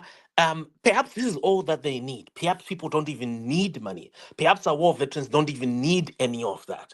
That's what I was just trying to say. If someone is interested in this, please calculate it. You can Google this story. It was a crazy story in Zambia. Even I myself, I was shocked that a single phone call for 2 minutes, right, worked so much to convince a whole SB Moyo of Zambia, right, to talk with me for a whole month, right? Achifunga kuti ndiri someone who is powerful, who is a prophet, atumwa na Hubert Angel kunomupa cell phone just because nanchupama scriptures, and somehow, he was in this poverty thing in his small brain. Are you with me?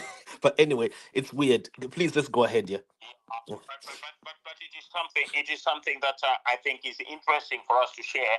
It resonates with the issues we are discussing in terms of how easy is it to buy somebody, to give you support. And here we were calculating the 1.5 million that has been offered to war veterans and putting it into perspective so our people can understand. In a country where you have got plus minus 30,000 war veterans, that money will simply work up to $50 per war veteran, which is absolutely nothing, absolutely useless, and it is not beneficial to anybody. Again, you can see that our government is not serious when it comes to the welfare of war veterans, those who fought in the liberation struggle. It's all promises you see on TV, and in reality on the ground, nothing happens. And of course, tomorrow, we'll be putting that into proper perspective. But before I come to you, Edward, let me go to Chief Sose again. So Chief Sose, what is your take when you realize that the 30,000 war veterans, can only get $50 each if the government is going to distribute that 1.5 million without administration costs, without bank costs, just straight to the beneficiaries. Without a doubt, Bishop Moyana has said it will simply not happen. No one is going to get anything. It is just a high-sounding nonsense.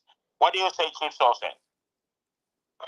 Thank you, my brother Hulu. Let me respect my man of God here, Bishop Dr.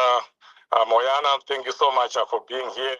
You calm us down when you are here. When we have a man of God among us, we calm down. Especially, you know how agitated I was earlier on when Ramai was here.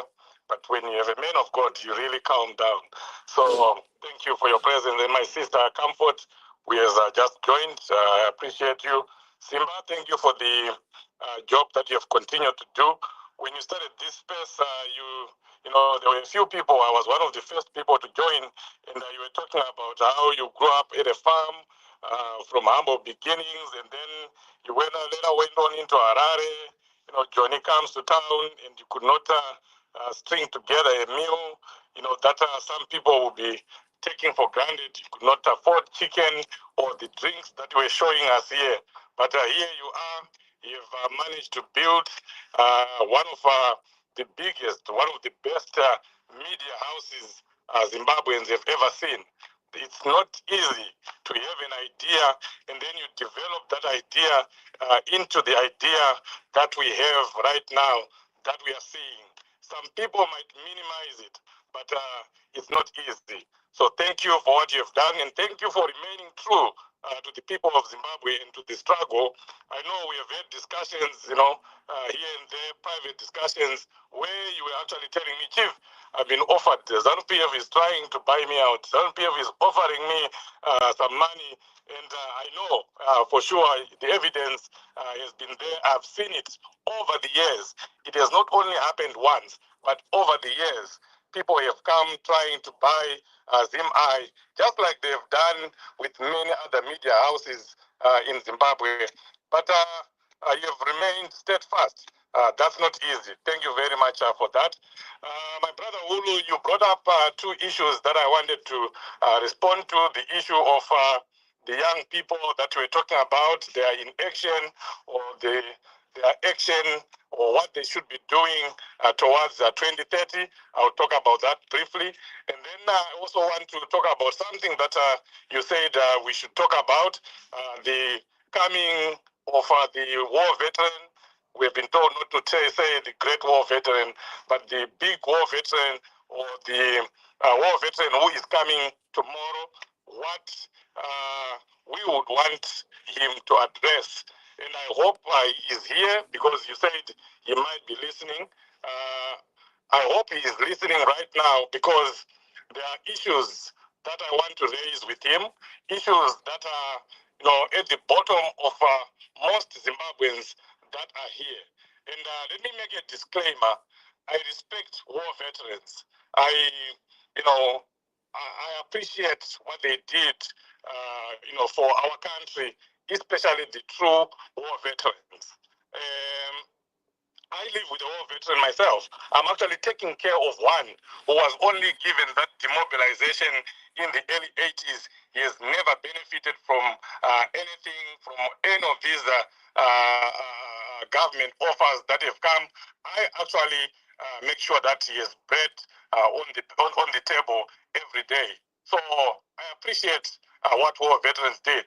And this 1.5 million that we are talking about that has been splashed by ED, like Hulu was saying, it's an insult to what the people died for, to what these people sacrificed. We know what the struggle is. We've been in the struggle, some of us, for the past 20-something years, and we know that the struggle, you know, it's painful and it doesn't come cheap. And they are offering $1.5 million. It is a great insult, and I know the true war veterans are not going to accept it. They are not going to partake on that $1.5 million. So I'll not even dwell on that. I'm sure when he comes, that war veteran comes, he is going to substantiate what I'm saying, that they are not going to take it. It's these people that are going to take that money. And it won't even get to those supposed war veterans, whether they belong to ED or somewhere else. So the issue that I want our great war veteran to address tomorrow, I've already said I respect war veterans, is what it stems from what they did to us in 2017. They used the people of Zimbabwe. They abused the people of Zimbabwe. They took advantage of the people of Zimbabwe. We were there, we were together, people we walked, and we supported the efforts of 2017. The parliament was also made up of opposition, and it played a very big role. in the resignation of Robert Mugabe. And what did the war veteran and some ZANU-PF officials, senior people, victory?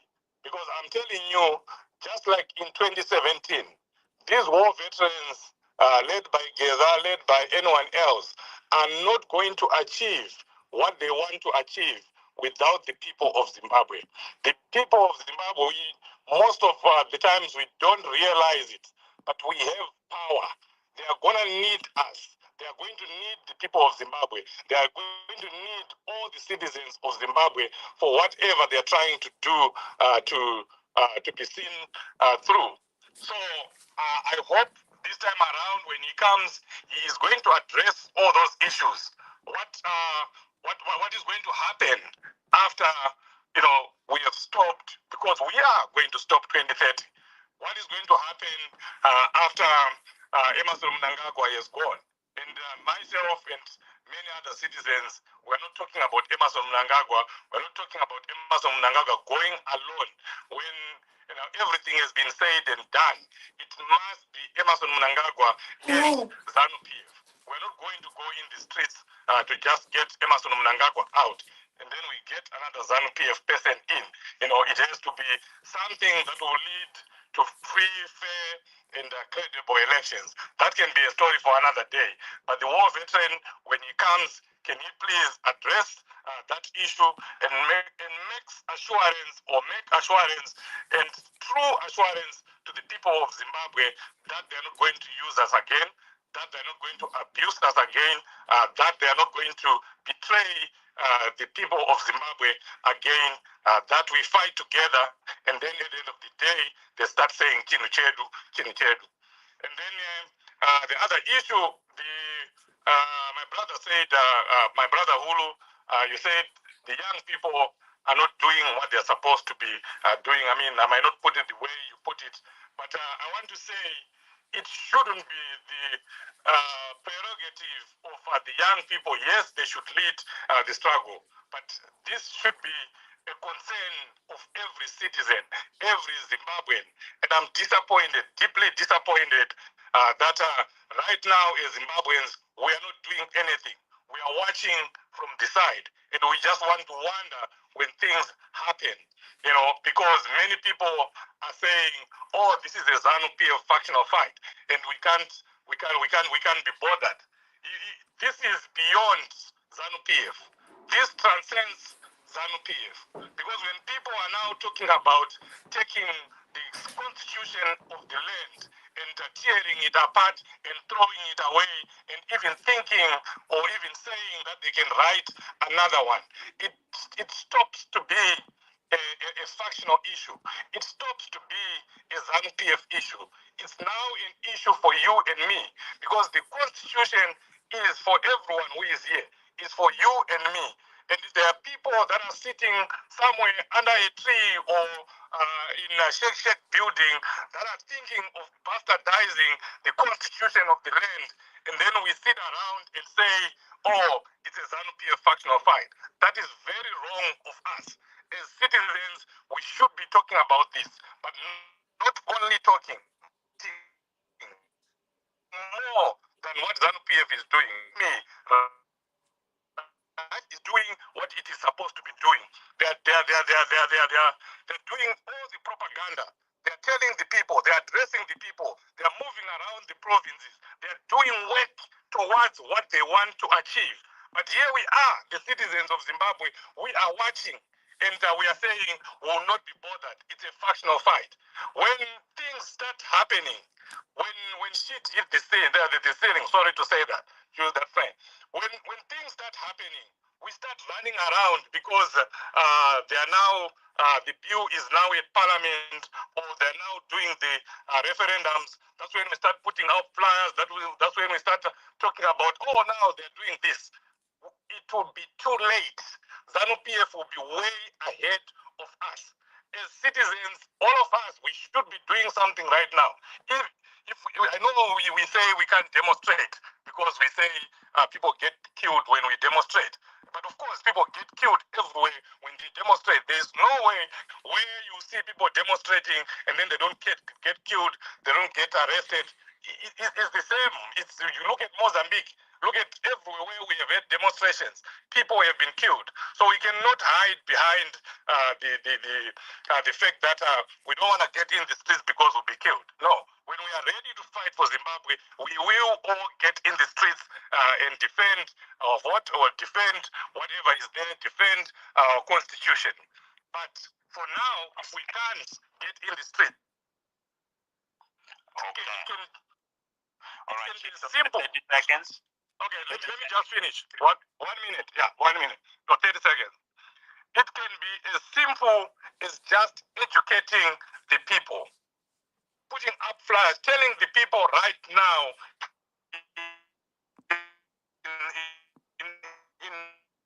in rural Zimbabwe for Emerson Mnangagwa, what 2030 means. Because right now they're just being told, people are just being told that Emerson Mnangagwa want to finish his projects.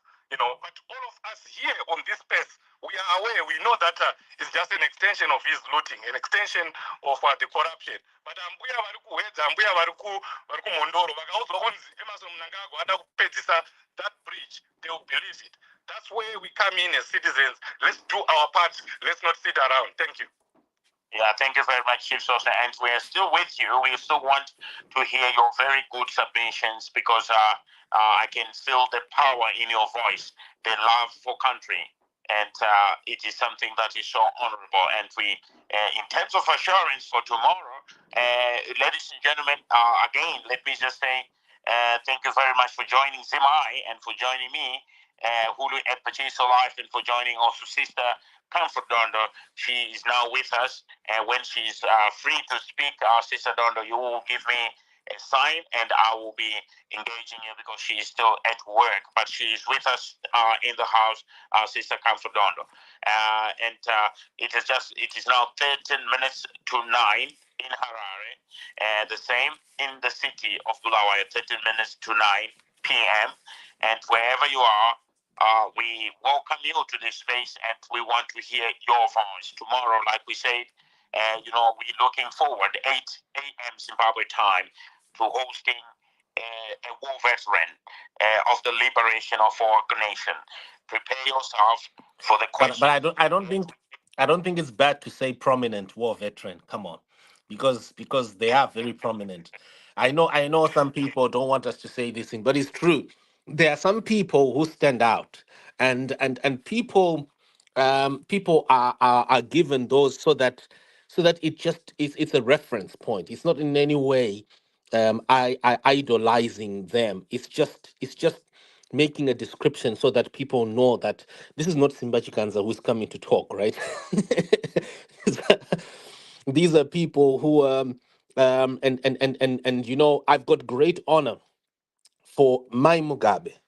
Dai mai Mugabe ndaivabata uzvishuwa ka, just that mazuva ano ka vakatengesa base. But dai ndaivabatawo ka, at one time ndakambovafonera vakabva vakurumidza kukata foni yavo. Dai vaikwanisa kuuya vai taigona kuwana zvakawanda. The number two person who I would love to have on this floor, Hulu, is my Karen Kazingizi. I love that lady. I know some war veterans, some male war veterans don't like her. But one thing I love about her is just she spoke out. Inini, personally speaking, anyone anotaura, let me tell you, Zimbabweans, anoburitsa zvinhu, muri kundinzwisisa? To me, they are my best friend. Even munhu asingandide inini, as long as they speak out things that they are passionate about, they make their things known. Folks, ndo vanhu vatinoda ivava, because society will never change unless unless someone speaks. But I wanted, can I just quickly read a comment there, Hulu, please? That someone has posted, and I've invited Auxiliary Zakutsaku. I don't know what is Auxiliary Zakutsaku, a real person.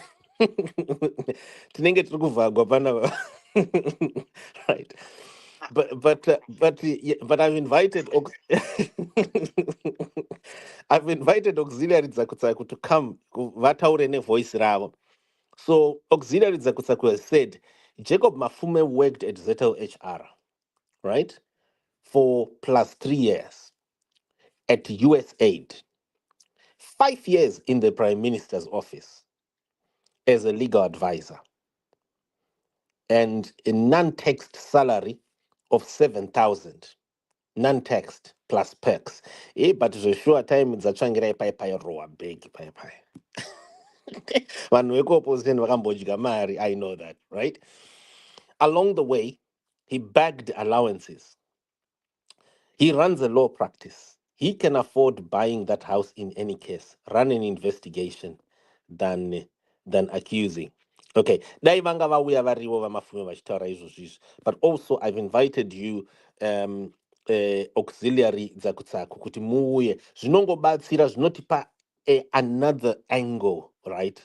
Of course, we're not here. People should have said it before. Let's not run a anti-Mafume bashing session. Let's not run an anti-Mnangagwa bashing session or anyone's. Listen to me. Let's give every person a fair opportunity to defend themselves, so that our knowledge as a country can grow about things that are happening about people around us. It's not about Sira if we remove the bias. If you notice, we have brought here Comfort Dondo here, right? Oh, Nkoma Howard Nyoni Varda Kuya. This is another man that I like a lot. I met him 9 years ago at a court case. Mkoma Nyoni mnogona kupinda pa video kana kuti mnogona kuya pa space. Let me give you a link pana papa. Moya kana kuti moya pa video ere kana kuti moya pa space. I don't know. Ndakutumira link reku video. Mkomanyoni Howard Nyoni is another man that I met 9 years ago, and when he was assisting my victims of rape and child molestation at Scotland, Falkirk, and when I met him at that time, he was so outspoken. He was weird. I'm telling you, and but I can tell you that the things that he said to me back then and what he's still saying today, they're still the same. And he's very controversial, quite abrupt, also, like Signoro, but very, very deep. So, no, vanombobowa, but unotoziva kuti but mudhara apa vanenge anga achitaura chokwadi apa. But apa panga ari wrong, you know. But what I have to honor Howard Nyoni for is helping Zimbabweans know my false prophets, my fake prophets. He's done a brilliant job from speaking against Andrew Taunashe until Andrew Taunashe became exposed, speaking against Walter Magaya, Makandiwa, Hubert Anjo. Before I started Gold Mafia, he's the man I met, one of the people that I met who started helping me kunyatsoona, because I was a young Christian myself in those days, and a lot of things that I now know I didn't back then. So meeting someone who is a bit more senior than me, and who has even been a pastor, has come out and has seen things, and right now he's working. He's still helping people. He's still preaching, but vakandudza kuti handichabiri vanhu mari. So, but what I loved about folks was that what he was exposing back then, corruption that he was exposing back then, it became eventually, it looked like this is a whole chain ichipinda mugold mafia. Also, even ipapa tiri kutaura ipapa, vanhu vari kusimbisa most of the time, who are making our politicians, both ZANU and opposition, corrupt. A lot of them vakomana veBhaibheri ava. Please, this is not an attack on people who preach. I'm a Christian myself, and I want to honor every person who holds the Bible, because that book is a great book, is the biggest and the original journalistic journal, right? Journalistic, the original newspaper, upon whose, even right now, the time that we're in, it was, the dates, it's all based on that book. So I've got great honor for that book, and for anyone who holds it, who reads it. Anzi, blessed is he who reads aloud the words of this prophecy. So I've got great honor for people, but please understand that you should also see how Africa as a continent has got citizens who are suffering mental illness, using twists of the Bible, of Bible scriptures that have been used to bewitch them, to poison people's brains, and have made our citizens non-productive. in comparison to other races, other continents, yeah, our continent, per capita per person, is poorer, is non-productive, predominantly because of the abuse of the Bible, how it was artistically weaved from the time of the colonialists to abuse that great book so that our citizens remain under. And unfortunately, my politicians veda vakaita sana ED vakurikotawo vese nevekuopposition vanorikota kuti varoye vanhu vakeep people under. And so that's something that I want to honor Mr. Howard Nyoni for. I've sent him a link, but he hasn't come in. Hulu, I think I'm done. I was just reading this comment by Zakutsako. I'm sorry for going on a rant. Go ahead, please. That's fine. That's fine. Thank you very much, Zimai. And for those who are joining us, this, of course, is Zimai Space. And tomorrow we are expecting at 8 o'clock in the morning Zimbabwe time to be hosting, if you will allow me to say, a very prominent war veteran from Zimbabwe. And we hope that we are going to lively discussion. We are not mentioning his name at this particular moment. There will be no disruptions in his ability to attend the space, and he might be listening today, so that in preparation for tomorrow, would want you, fellow Zimbabweans, Africans, and people of the world who are committed to seeing change in Zimbabwe, to have questions and to have a very spirited and positive engagement with our leaders. And yes, the question remains in terms of, if the war veterans are the ones speaking out now and coming up to speak, what is the welfare of an ordinary war veteran, with the government putting up 1.5 million fund for war veterans, which is equivalent to $50 to a single war veteran? What an insult to those who have fought in our liberation. And what about the young people? What role are they playing currently in resisting the 2030 agenda and making sure that Zimbabwe remains a democratic country which is ruled by the will of the people? But I'm still here with Zimhai, the host, and with Sister Kamfudondo, as you can see, and we have got Brother Best there on the speakers. We've got Chief Sose, and Signora is back now. I think his network is better, and the leader and founder of the Emmanuel Global Church. And Edward Mazura, you have been hanging on for quite a bit. Welcome to the space, Edward. How are you today? Good evening, everyone. Yes, we can hear you. Please go ahead. All right, thank you very much. I think the first thing that I want to do is to thank you guys. Simba, Burundi Nzwere. Nzukunzai mkoma murisei manero. Iwo ndiwe munhu woga wanchapa doctorate kwanzwa. Journalism. If I had a school in journalism, trust me, we're going to invite you before 2030. Talk about doctorate honorary. All right. Thank you. We'll keep on doing the God's work. You. I think you've always. I used to listen to you up a year ago. But I still came back. The last time I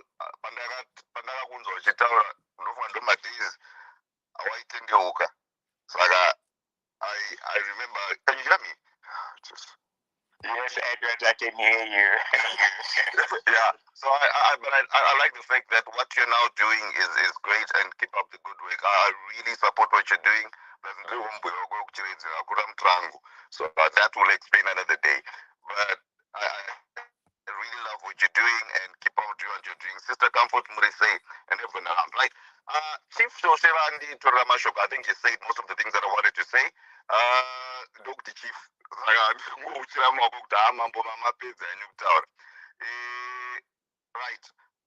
Jacob Mafume, honestly, I have absolutely nothing to say. It's said, and as Hulu was saying,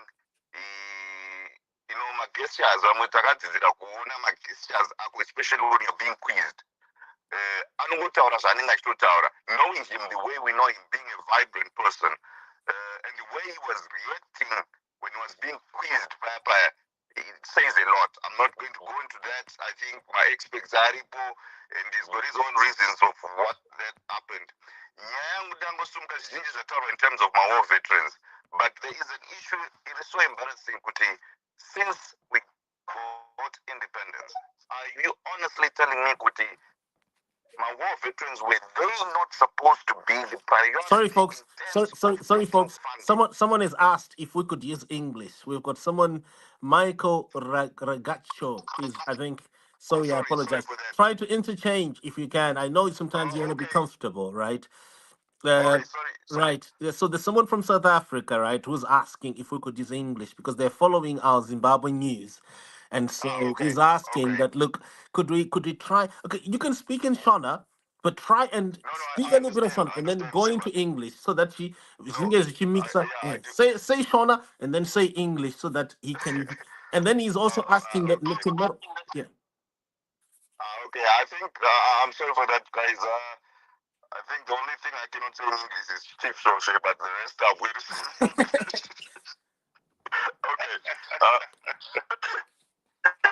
All right. In terms of war veterans, I think most of the things have been said, and it's pathetic for a country like ours to say since 1980 we failed to create a funding for them when they were coming from war up till date, and the only time we kind of look at them is when they start making noise. I think for one, I've got my father's brother, elder brother. He went to war.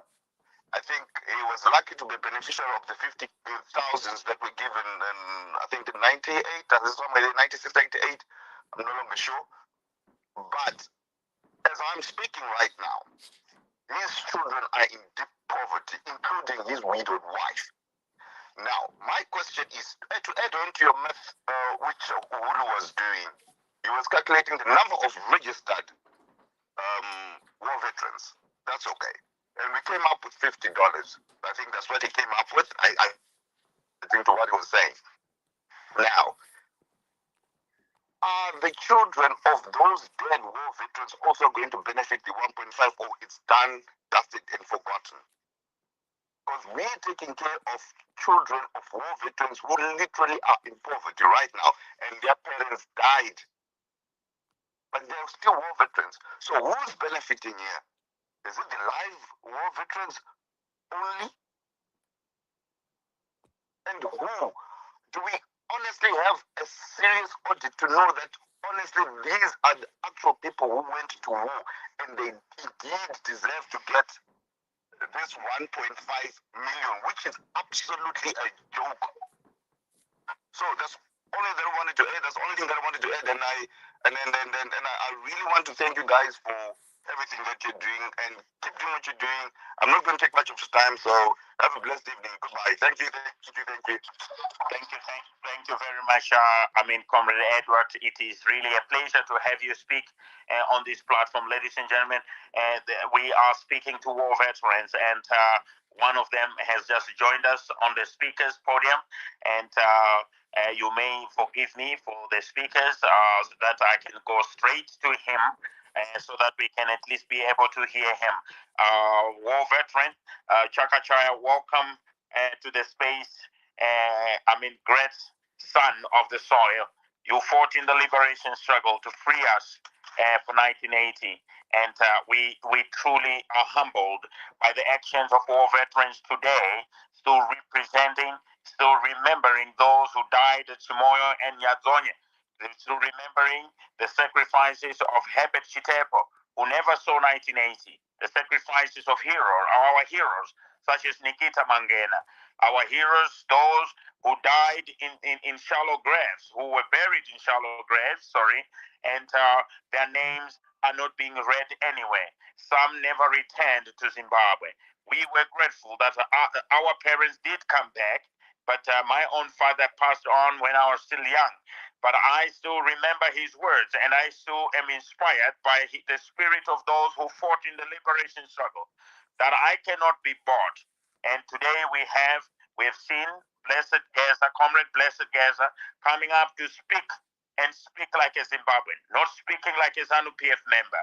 And you, Comrade Chakachaya, you left your own country because of the deteriorating economic situation. But today, we want you to send a message also to the prominent war veteran that is going to be with us tomorrow. They might be able to hear your voice. So welcome, Baba. I really appreciate you. How are you today, Comrade Sakachaya? Please greet the floor, and can you please make your submission? Mangwanani, masikati, manheru, kusiyana kwazvo ndiJehovha wakazvisika. I'm sorry, I'm going to speak in Shona. I'm not very good at English.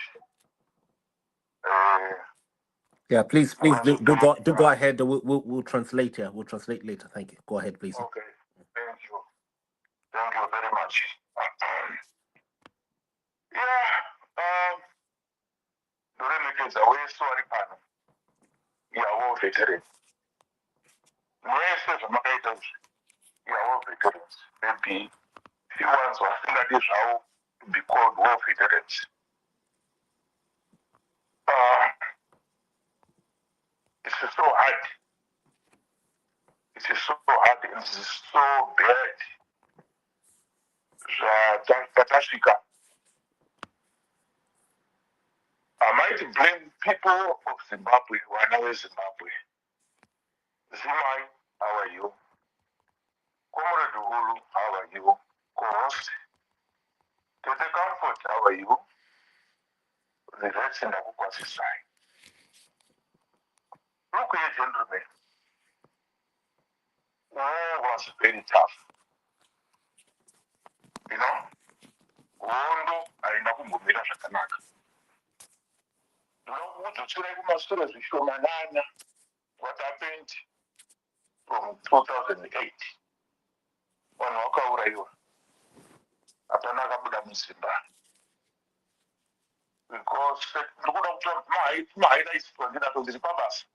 Ndoda kungokasika kuti ndiri ndouya uchidzai. Zvakawanda zvakaita 2008. Vamwe vakadisappear but mangoti people were killed. 2018, by election akaitwa, they were stolen. 2022, if I'm right with the dates, world mafia. Yakainvestigate na ZimI, Comrade Simba Chikanza, zvikabuda shoot. You know, the shoot mwanadzimai kumusha, nana baba kumusha. 2023, my elections recently, akaitwa. My election akapfutwa. 2024, chivayo, whatever. Akauya. Asisplash amari. 2025, tumahighlights otupa, zvimusara. Gezauya is Moses. Gezauya is Moses. Muda kulisina kunani mapua geza. I'm not forcing people to support Geza. I'm not supporting people to support war veterans. Ati mese, hakuna asina kubikira. Hakuna asina kubikira war veterans. Pamutaiti wa chicken, ya uraya wa 5 minutes ago, ya isko pa poto, isati ya tobo hii. Kwa kutojika. So don't war veterans just issue. Gentlemen, I think it's high time now. We have done a lot. Singachikanda and Huru here put numbers. So what now you should sit down. Katili tengo garapasi kuti. Tuli. Akutaura tunatanga pati. We need some strategies. Zekuti tofamba sei.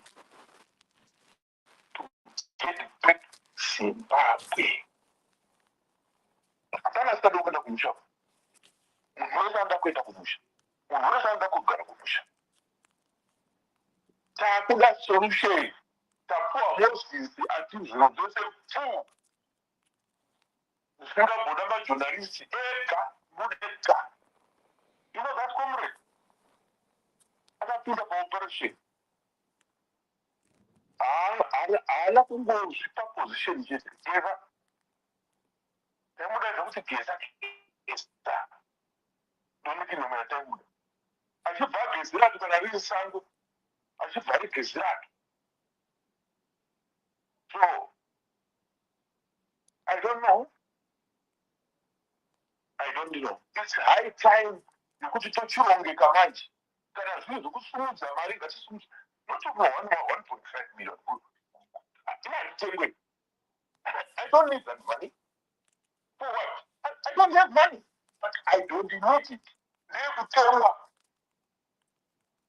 And I don't want to see guys. Then I survive. Mungozona megaming. Then I survive. And I'm Buddha. Arikupedza vanhu kuuya mageneral chichi angosumudza musoro chete. Muda ndobasa rake. Vakomana, let's do something. Tokundwa here neBotswana wakapinda pastreet. Tokundwa here neMozambique atoti pamusike naye atotitisa mundu kumusha.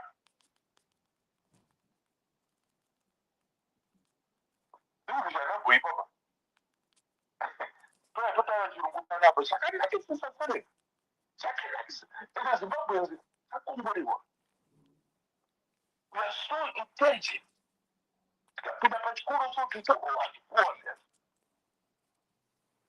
But what is our action? Zvakuda action zvekutaura zvomboita sei zvombotimwa vanogadzirirwa kuti toonga sei kana kukusumudza mari vanenge vapinda mustreet wopiwa machikeni wobikirwa sadza pakati pechavo. That's all what is needed. The corridors of power right now, they are shaking. This is the time. Hakuna imwe ngofu ndinopfuura ipapo. Moses says, come. Kuna munhu akuno kuti tipei mari 1.5 tipewa for what? Anenge ashatura tumari itoto. Amepuwa me.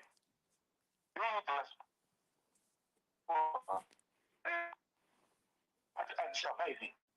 Ndikutokatsiwa munhu wangu wari kumusha kuwapa masadhura wachitengesa mombe dzangu.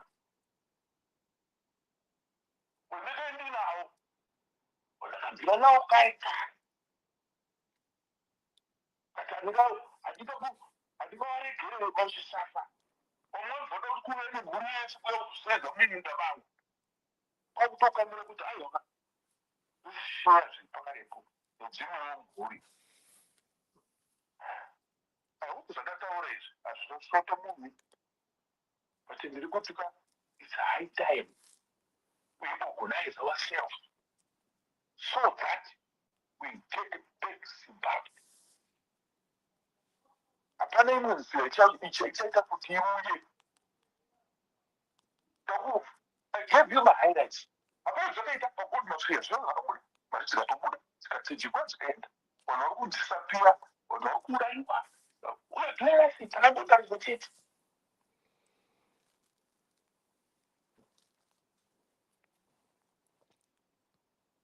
So when I take back my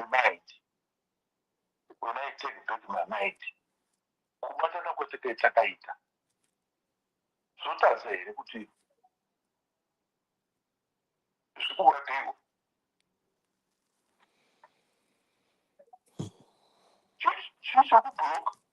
Chichokubhuroka. We apologize, Uncle.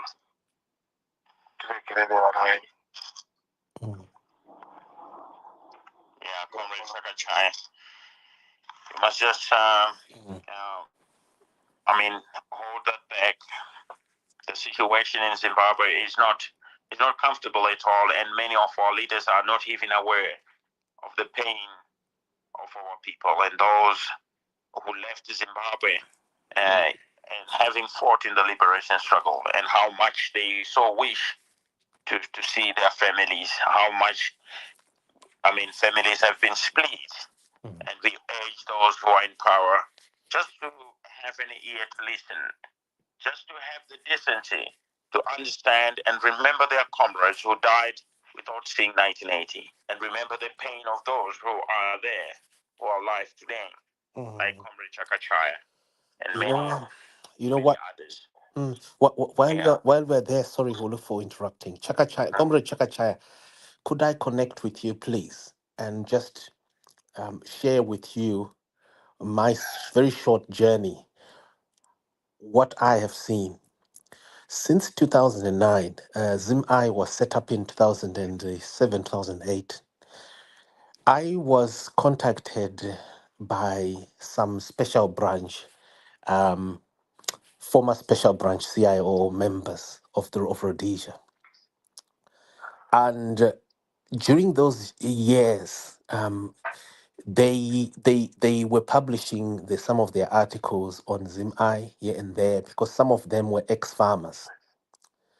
But what I want to say is this, Comrade Chakachaya, can I just I don't know if I can wipe your tears with this to let you know, Zinoita Musiki, what maybe perhaps is it the creator does, is that things start to fold in, even things that got messed up. I had no clue why these white Zimbabweans, and some of them were actually British. One of them was actually a British intelligence, okay? Why they liked me so much, I had no clue. At one time, I thought they they were sent to kill me. And one of them invited me to his home in Gloucestershire. And I don't know where you are, Comrade Chakachaya, but mukagoogle kuti Gloucestershire ndeipi mu-UK, mocheka kuti Gloucestershire ine mbiri yei. What is Gloucestershire about? You will understand how destiny sometimes tends to just happen. When you are working for the people, like you were working for the people, you didn't work for the people in vain. Because I started kungosundwa nemhepo. It's like I'm just being blown, I'm just being forced. I'm compelled to do this. From 2009, they would call me for lunch, evening meals. I would be taking notes. And at one time I thought, well, all these notes are for the white farming community. But later on I would only discover towards the end that when one of them, who I later on discovered, Comrade Chakachaya, is actually ED's trainer from Rhodesia, which he told me. I've got some emails that I would like to share with you. So maybe they could perhaps wipe your tears and show you that there is nothing that is hidden that will not be uncovered. He told me. He used to call me like his young brother. Come on, come, come. You call me in a landline. And do you know who this person is? This person is the only of the other two people that the late Robert Mugabe mentioned in interviews. That these two boys are the ones who are guilty of Gukra Wundi. Don't blame me. This is Dan Stannard. Is one of them. I had no clue that it was like it was like Musiki was connecting me to all these people, and they used to talk so casually with me that I almost thought these people want to kill me, because the kind of files that they would dig into. This is what really scared me now. When I needed to verify stories, so the kind of files, the kind of data that they would pull was too deep that I got scared. But from 2016, 2017, 2018, when Dan Stannard's health started going down, that's when I started to realize, oh my God, what was happening here? Dan was actually calling me to his house because he was trying to show me, it was a message to me, young man, Come, let me show you where the keys to the country are. Let me show you what we did wrong. Throughout all that time, he kept on telling me some deep things about Emerson Mnangagwa, some deep things about him, and told me also how he himself was the project manager in the intelligence to ensure that Ndabaningi Stole never returns to lead ZANU-PF. I've got the emails, Comrade Chakachaya, and I've got the data. It's deep. So when you saw Gold Mafia, you might have just thought, well, it's just investigation. Everything was connected. It's like music. The sweat that you folks, the nights that you spend muchirumwa netsikidzi nema insects musango, and the prayers that you made back then, Mwari vaka manzwa, because hakuna chisiri chiri kuzoenda chisingazikanwa. And that's why you see mugod mafia muya munoona imimi kuti mbavha huru dzirimo muya, the biggest thieves, tarirai kuti ndiva nani. Who are they? Tarirai kuti igenga ripi, igenga rakaronga masports ekuba wealth. Havana kuronga nhasi, vakaironga kudhara nekuuraya nyika iyi. And uyu chidhoma chavo ichichi chavakaisa ichichi, this Tokoloshi, or this demon of theirs who they released on the people, was the reason why they would even boast that there will never be majority rule in Rhodesia for another 1,000 years.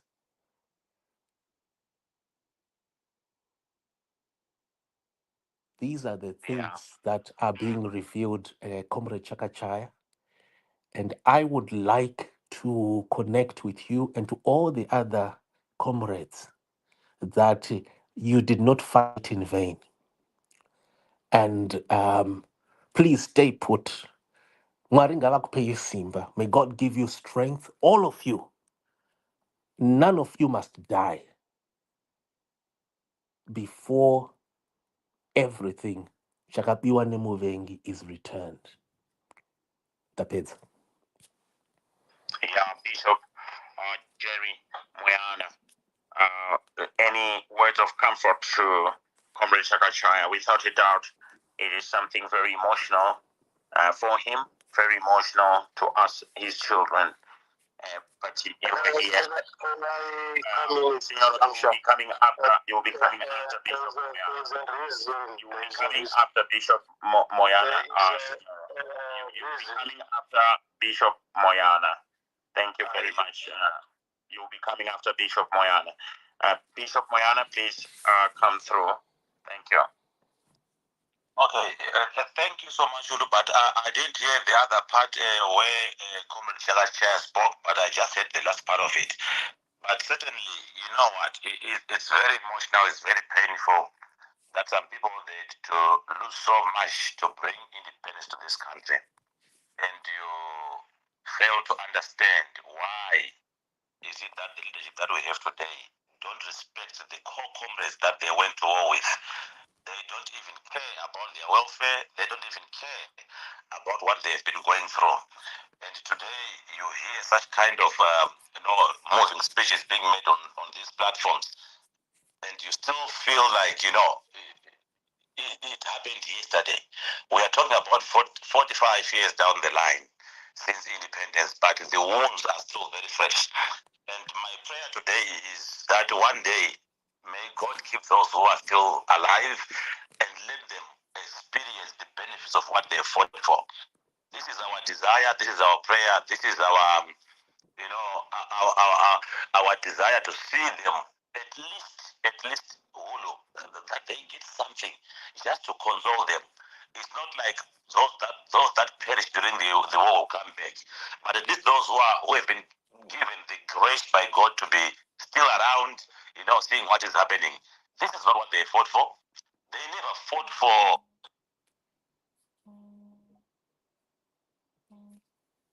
country. The souls that they fought for. Some of them, these war veterans, don't even have places to stay. They don't even have homes. People look at them and they laugh at them. And you wonder why this government is so selfish, so heartless, to an extent of forgetting, about such people like Comrade Chagachaya and the others who are out there. So it is my prayer today that Comrade Chagachaya just keep holding on. God is on our side. We pray that nothing will take you away from this planet Earth until you see what you have been fighting for almost 5 to 7 years in the bushes. So definitely we are praying for you, and we're in support of what is going to happen. And we are saying those officers who are also here listening to these conversations, we are saying aluta continua, back, forward ever, backwards never. Let us fight for a free Zimbabwe, a free economical country where everyone is, treated with equal respect, where everybody is treated with equal resources that we have. These resources, they are for all of us, they're not for individuals. And we pray that one day God will open doors for us and our prayers will be answered.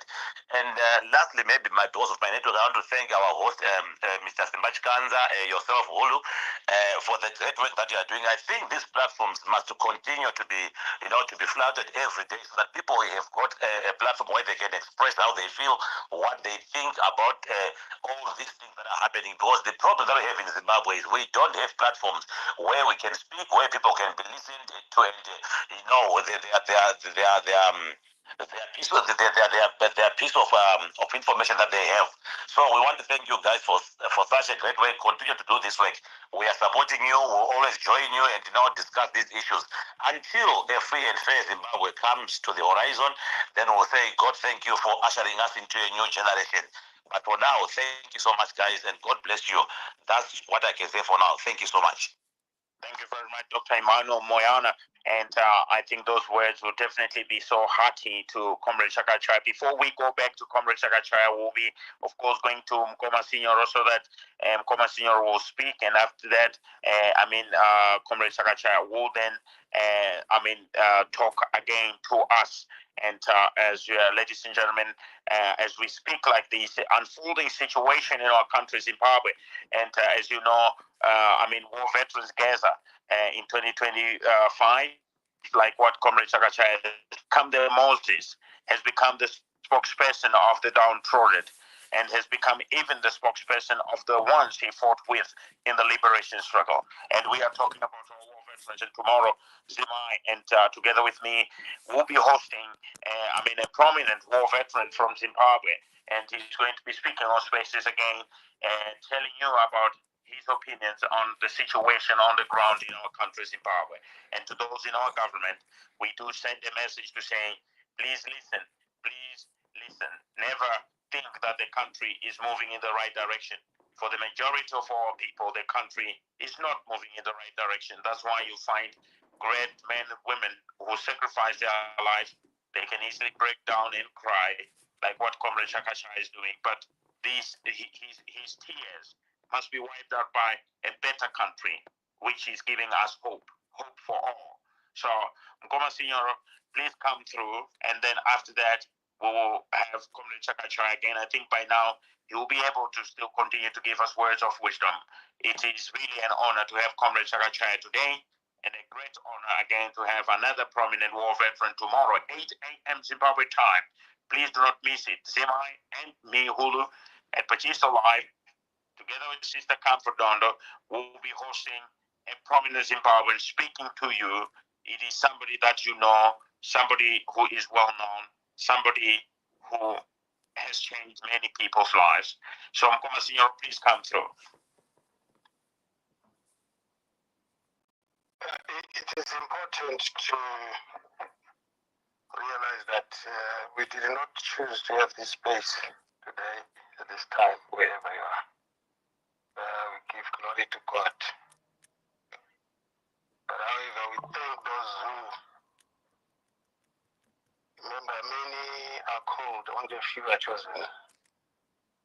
We thank those that do the work because God will never come on this soil, specifically on this space and speak to us.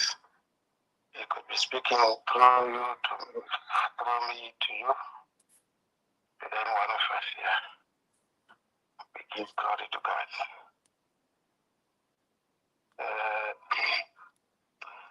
Read the story. It's a pity. Benjamin Bomo says, each time I fight for the African rights, because the other hand is busy keeping away my fellow Africans who are obstructing me. I'm not saying this to get any credit, it's still what it is. Here we are. So message like it's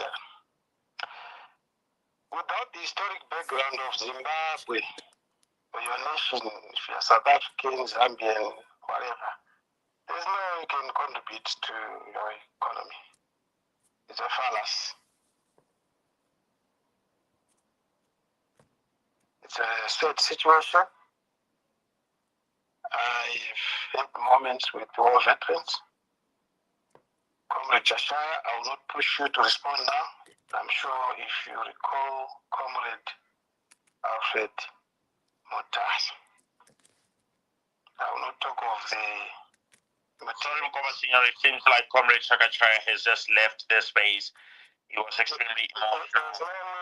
I wanted to say it's a privilege and honor to be a host. You guys, you talk too much. Hold on. Two wrongs don't make any right. Do you get what I mean? Two wrongs don't make any right. We have to Yeah. call it So, out. sorry, Signoro, there's an imbalance here. We also have a lady here who is quiet and she wanted to drop a word. Comfort, do you want to just drop a word before you leave? You need to dash off, right? Please. Yeah, Senor, allow me. Yeah, go ahead, please, because you're the only lady here, so and it's not fair. Go ahead. Okay, so I'm very emotional myself, and I just wanted to play something, okay? If you allow me. All right. Let me know if it's audible. Okay. All right. Here we go. Is it audible? I just want to. Yes.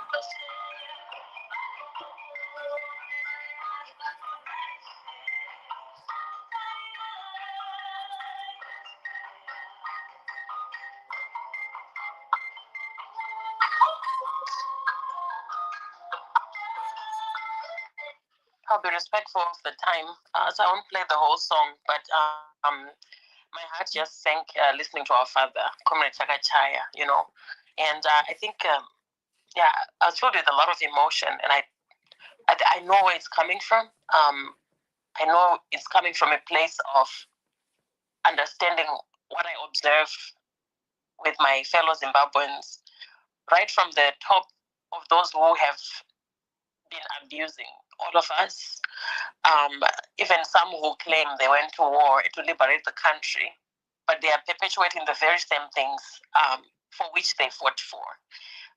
And so I think what I wanted to say is I just I pray. One of the things I pray for Zimbabwe is that we can have some sobriety.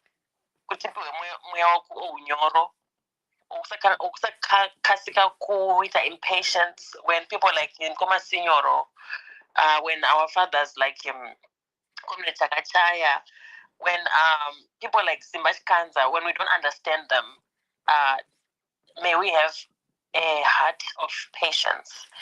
Chati liberator is to the understanding. There's an understanding that we must have. Until we have that understanding, it's really the truth about our true history, not what we've heard or what we hear or what we've been taught. I think that is going to be our liberation. Until we really know who's who, we're going to continue to regurgitate the same thing. And I think I want to end my submission in saying that may we never ever repeat history. What do I mean by that? May we observe ourselves and observe those around us so that we don't recycle the creation of demigods, the creation of people who pose as our heroes, but really do not have the interests of the people at heart. And then I want to send my heartfelt love to Comrade Chakachaya. I'll echo Simba's words, apana chakavanzika chakaitwa murima chisiri kubuda. Because why all those generals perished, but one after the other. So may our ancestors, may the Creator, vakatibatsira kuti pa mweya okunyorova kamukalevhu kekungonyorova kekungoti I might not understand the process. Ndaudza sinyoro kuti ukaenda kumatare zvinoita kunge zvinhu zvinobhowa so nanzokomere chakachaya vachiti pamwe ndikubhowa zvandiri kutaura vamwe hamusinzwisisa. But even when you don't understand, to just say maybe I'm not understanding these deep things. What does this have to do with what we're talking about? But just have that patience. Our fathers had to have the patience kugara masango. kusvika liberation yaachievwa. So may we also have the same kind of spirit yekunzwisisa nekuti hondo yatinayo munyika medu is not physical, it's very spiritual. If you look at at one thing and you ask, why is it that mari inongofana kungopiwa vanhu in terms of cars? Why isn't that money able to fix hospitals? Why isn't that money supposed to improve the livelihoods of Zimbabweans? Then you understand that it's a spiritual warfare. But it's mission is really deep that and until we understand those things, we will never be liberated. I think those are my sentiments right now. You know, one of the days, Dan almost cried. I could feel a cry in his heart. This is a white British Rhodesian state agent. You can Google his name, by the way, Dan Stannard with a double N, right? He cried while on the phone. I mean, I didn't hear a cry. I'm just saying I could just feel a cry from his words. And this was narrating to me an incident just after independence while they were at State House. And it was him, the Prime Minister, Robert Mugabe, Emerson, and someone else. A man that he didn't give me, I can't remember the name. He said this person had been summoned by the Prime Minister to where he was. And then as this guy walked in, and I need you all to listen to this, Dan says to me, as this guy walked in, before he could say anything, and these were Dan Stannard's words, he said to me, I have never seen any human being who beaten up like that by Emerson in front of the Prime Minister. And the way he expressed it, do you know what, folks? I'm so sorry, and I owe you guys, I owe you a huge, I owe you an explanation. I messed up because I should have taken elaborate notes, because that particular phone call, it was off, he was calling me from his landline straight to my cell phone. And he said to me, look, Simba, I've never seen anyone. This young man was as beaten up, like Emerson really was so violent in front of the Prime Minister. And when we see now, when I then see what Emerson is saying and doing today, judging by what Dan Stannard told me, it's like they knew it.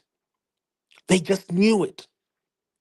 That is who he is. Emerson has never been a good person. One time I said this on a broadcast, and you'll notice that ever since I said that, there's not a single day that Emerson has ever called my name. Never. And I even challenged, I said, "Mukango taura chete ndichabudisa mafaira. I'll pull out the files about you, because I happen to be one of the few people, if not the only, perhaps the only, akanyasogara ndichipiwa mafaira aya." And so I don't know. I just wanted to relate that to Comrade Chakachaya.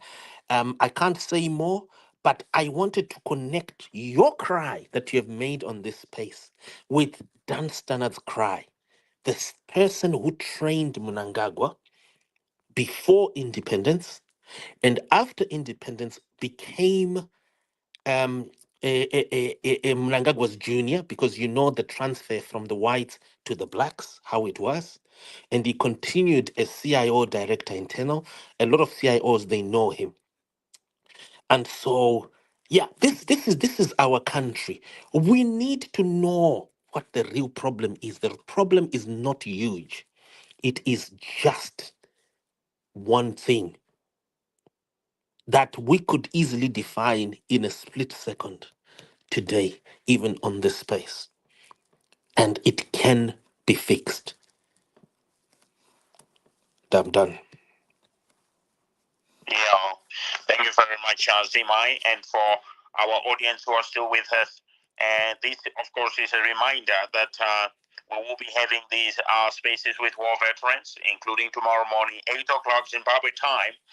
We will be having that opportunity again to speak to the war veterans in terms of what can we do to make this Zimbabwe work for all? What can we do to make Zimbabwe develop again, be a democracy again? And what can we do to reach out to the leadership? So think about it and engage tomorrow morning, 8 o'clock Zimbabwe time. We'll be talking about the role of young people. What do you think about the role of young people today? As Dr. Josh Nkomo say that Zimbabwe will not die, but its young people are going to rescue it. What do you think is the role of young people today in making sure that Zimbabwe is run in a proper manner? What about the 1.5 million that is being offered to war veterans, which will translate to only $50 per war veteran? What about the title deeds that were promised by Kudata Gure Precap Farm?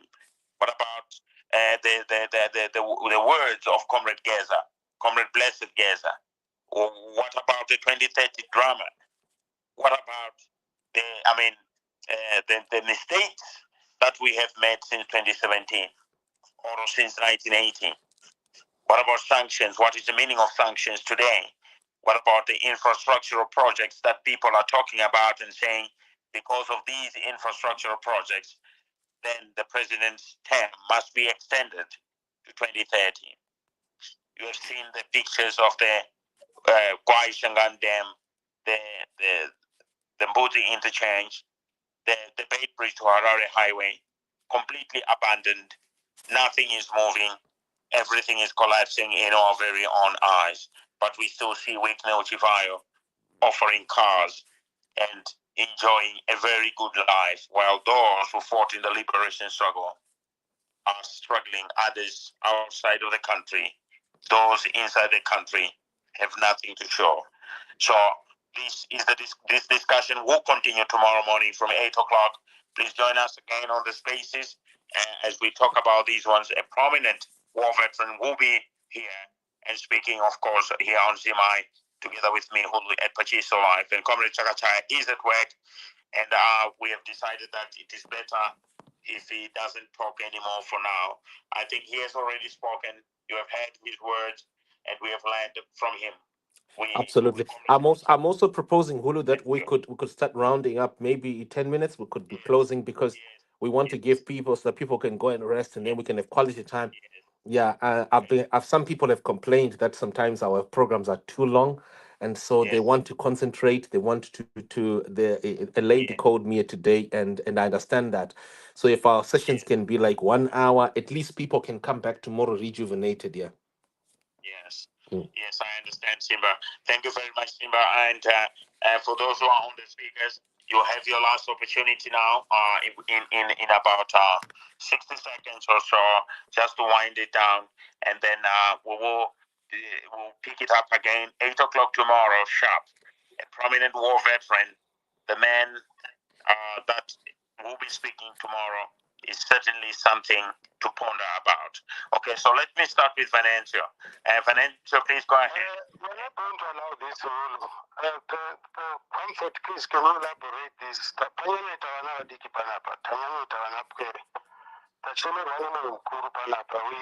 to talk too much, waste people's time and rush, and then we say, I'm going to interrupt you, Senor. If you are going to speak like that, can you please respect others, Senor, please? Don't mind, but don't talk to me. I mean it. I'm going to drop it. This thing of interjecting, Senor, I don't accept it. I don't accept this thing of interjecting. You said I should come after comfort. And insult people. This is not acceptable. Demonic spirit in you that is depriving people of Zimbabwe to know the truth. We'll deal with it. Right. I've just removed him from the speakers for now. Vanessa, your 60 seconds start now. If you go and speak too long, please go ahead. Can you guys hear me? Yes, we can hear you. Thank you. Go ahead. No, that was deeply painful listening to some of our older generations actually crying. Now, I just hope, I'm not gonna say anything political, but I just hope that, in the recent, summer or someday, I don't know when, I really can't see it, but we have all Zimbabweans or most of Zimbabweans visiting other countries is a means of finding leisure, a holiday, or maybe to invest, but not as being called international orphans. And I hope that our feelings that we have right now, or what we feel, or what we are sharing in space, somehow will reach out to the common man, because sometimes when you're sitting, conversation is different. No, it's different. The youth is too delusional. I just hope that at least maybe there is some sort of an awakening. There's nothing much to say. Thank you for that opportunity. Thank you very much, Brother Finance. Then Mambo Sose, what will be your last words? To the people. Please go ahead. Thank you, Holu. I was touched by Comrade Chakachaya. He's a man that I respect, someone that I know personally, and I know he is one of the true war veterans that did not benefit from the sacrifices that he made. And I know when he was crying, he means it. He has been, helping, fighting, and on the side of the people for the longest time. And I appreciate him just as much as I appreciate all the war veterans that are here, maybe on this space, and the one that is coming tomorrow, and those that have started what they have started. I'm glad that they are now seeing the things that we used to see, the things that we've been seeing for the past 2 decades. I'm glad that the war veterans are now saying the words that the citizens of Zimbabwe have been saying. We have been talking about corruption, we've been talking about looting, we've been talking about all the vices that they are now talking about for the longest time, and we've been called unpatriotic, we've been called names. Some people cannot travel, some people cannot do the things that they are supposed to because of the very same things that the war are talking about. We have been talking about them for the longest time. The true opposition, led by Advocate Nelson Chamisa, has been talking about what is happening in Zimbabwe, that what has caused the poverty, what has caused the immense suffering that we see of the Zimbabwean people is not the sanctions that some of the war veterans were talking about, or were made to be talking about by the ZANU-PF hierarchy. What has caused all that suffering? It is and will remain corruption and the massive looting that we have witnessed and that we have been speaking against, that we have demonstrated on, that the people in the diaspora have been speaking about. So it's good that we are now on the same page. And like I said in my initial presentation, I hope this time around the war veterans will not betray the will of the people. They will not betray the citizens, the right. They will not use and replace person with another person that they want, and then the suffering of the people of Zimbabwe. We want something that will deliver total independence, that will ensure that the country freely and participating freely. And what is that? That is something that will lead to free, fair, and credible elections. And I hope the war veteran that is coming tomorrow will address those concerns, because that is the worry of people right now, that we are going to be used again like we were used in 2017. And they know that without the people of Zimbabwe, without the support of the citizens, they will not be able to do what they want to do. And is supported east african country vanotozviziva kuti pavanga vari musango ivo vaisapotwa nevanhu vaisabikirwa nanamai vedu. That struggle would not have been won without the support of the ordinary people that were supporting them when they were in the bush. And we hope that they're not going to make us support them, make the people of Zimbabwe support them for their selfish gains. Thank you. Thank you very much, Chief Source.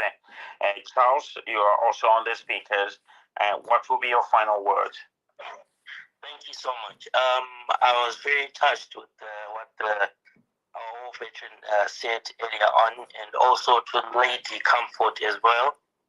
She touched something that I was really thinking about, but there's a spirit in our country that is so evil, and it's been hovering for years and years. And whoever brought that spirit, whereby the government, its main task is to pulverize the people, to make them poor, so that they can do whatever they like. Happy that these our war veterans will, as I said earlier on in my earlier submission, they are our fathers, they are our mothers. They need to bring sanity and bring back this beautiful country to be what it is and what it's supposed to be. It's not right what we're going through. We're in foreign land being treated like useless people. So I'm looking forward to coming in tomorrow. We hope to hear what they say, but change has to happen now. That's what I'm looking for. Thanks, Zach. Thank you very much, Charles. Co-host Comfort Donor. Thank you very much for your touchy words. What will be your final words to the people? Comfort, Sister Comfort, are you there? Okay, right. So I would like to thank you, ladies and gentlemen, as I go back to the host now to round it down and give his final submission. Thank you very much for joining Zimai today and joining me, Hulu at Pachiso Life and Comfort Dondo. And it is always a pleasure as we discuss issues affecting our country. Host Zimai, Sister Comfort Dondo is back now. Sister Comfort Dondo, are you there? I think she's dropping. She's dropping actually. Yeah, she told me she has to leave. Yeah. Yes, yeah. So Zimai, please go ahead. Well, thank you very much, Hulu, and thank you for this sterling job, Hulu, and co-host Comfort Nondo, and everyone who's spoken and attended, all your contributions, those who've been commenting. I've been trying to read my comments, and if I haven't read your comment, please flash it back if it's important. Let us know so that we can maybe read it or maybe profile it for tomorrow morning. Tomorrow morning, 6 a.m. British time, which is 8 a.m. Harare time. It will be important to come here and we connect with this great war veteran, this very, very prominent war veteran on this your news network, and we go through. And I'm also hoping, folks, and I know I'm gonna shock you very soon, to bring, guess what? To bring folks from the Rhodesia Special Branch. You never know, okay? You never know. It's important. By the way, our country is also made up of the white community. So it's not just black people.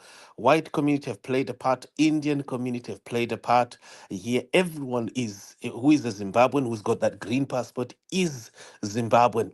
And folks, contrary to the negative things that have been published, you know what, this country was built as a people, as a union, and most of the information that I've received, which has been extremely helpful for the struggle, has come, guess what, from the white Zimbabwean community, particularly here, the institutional Zimbabweans, those were in the institutions. And so it's important for us to get those because they're on authority, aren't they? Vari ma-authority iwawo vachitaura vega, so unofana kuvanzwa vachitaura nemuromo wavo, speaking on their own. It's important, folks. These sessions are like a research group. to try and identify where the keys are for the country. If we could come here to discuss with that agenda, let's find where the keys are so that out of these sessions can come a real lasting solution for our millions of citizens in Zimbabwe. And I'm sure this is what people want. I've been asked by people here, what next, Simba? Well, come tomorrow morning. We'll be having this great war veteran at 6 a.m. British time, 8 a.m. Zimbabwe time. And let's take notes. Let's take notes. Let's write and then evaluate, analyze those who are good at data analysis. I'm not, right? Some of you are extremely good at data analysis. Do that. And you know what I sometimes do, folks? I've got transcribers, these AI transcribers. So on a space, I can actually have a transcriber like Otter, right? So every word that people are speaking here, it can actually be going into text. And then when it goes into text, you can analyze. And did you know that that's how sometimes I also catch thieves? I catch thieves through conversations. So I can just transcribe a whole space, right? Then look there and then start analyzing data. But let's do it in this particular case so that we can help people and we can have progress. I'm sorry, but we're gonna need to cut now, and we really have to be disciplined to this. Oh yes, auxiliary wants to come in because auxiliary had dropped their comment. There was suspicion that you are someone from a certain council that that is notorious for a lot of things. So please, we want to. Welcome to the space. Auxilia, you came only when we are finishing, but It's not fair. Let's just give him 30 seconds. Say hello, yeah. auxiliary, and air your views. Can you repeat your comment that you made there about Jacob Mafume, please, so that people hear you? We want to know that you are not someone who is who is on subject. Shoot. Very good evening, Zimbabweans. People believe that I'm Jacob Mafume. I'm not Jacob Mafume. I'm familiar with Jacob Mafume as a university student, and when he was in the university students politics, and I know him from in and out, as I've outlined it. Jacob Mafume worked with Zimbabwe Lawyers for Human Rights. He was awarded a scholarship to go and do his master's overseas, and he came back to work for Zimbabwe Lawyers for Human Rights. He also then was employed by the USAID for plus 3 years and eventually co-opted into the Prime Minister's office of Morgan Shanghai, where he was earning not less than 7,500 US dollars a month, which was tax-free.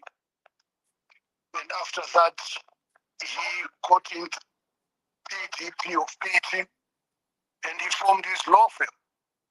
And he was always trying to make sure that he gets into public politics, starting off campaigning for councillorship and the like under PDP and eventually CCC.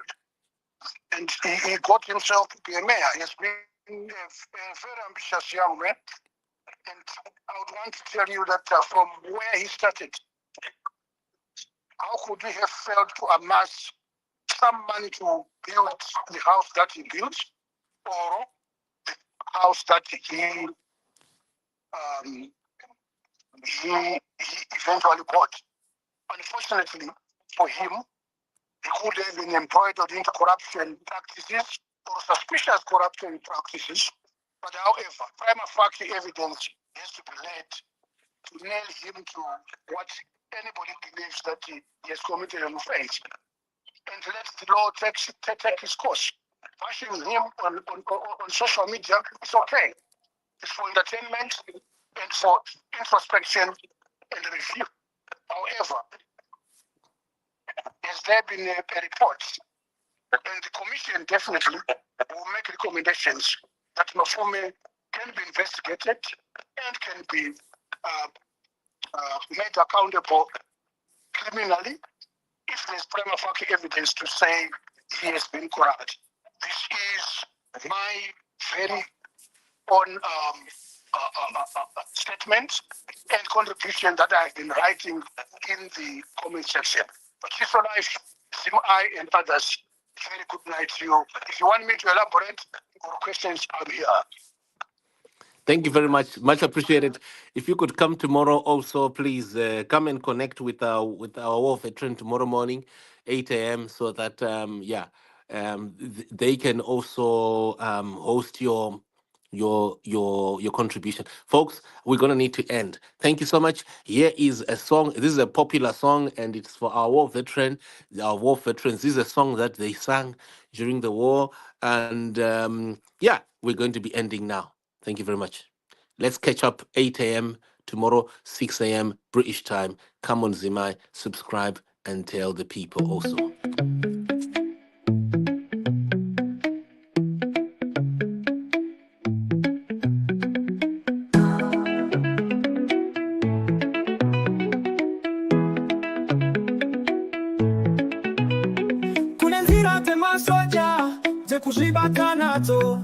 Terera imitemo yose nenzira dzakanaka tisawa tinotora zvinhu zvemasi yedu tuserai zvinhu zvose zvatorwa kumuvengi taurai zvinetsika kuruzhinji rwevanhu kuti masinzwisise zvakanaka musangano bhadharai zvamunotenga nenzira dzakanaka mudzosere zvinhu zvose zvamunenge matora tisaita zveupombwe muhondo yechimurenga tisanetse vasungwa vatinenge tabata aiya ndiwo mashoko akataurwa kare naivo vamamao vachitidzidzisa aiya ndiwo mashoko akataurwa kare naivo vamao vachitidzidzisa.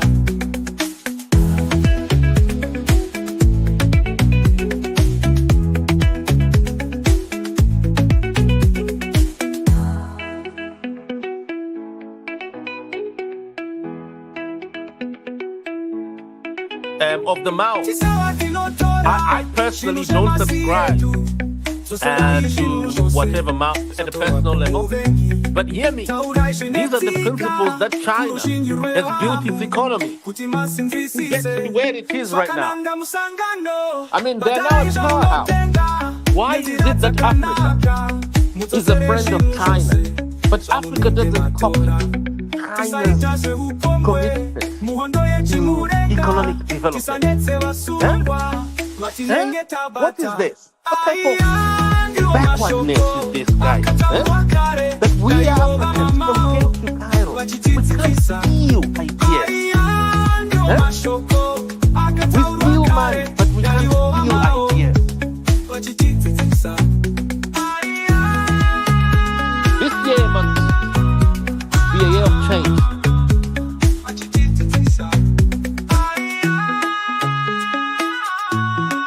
Russia has also done the same. Look at them today. They're a powerhouse. They've built an economy.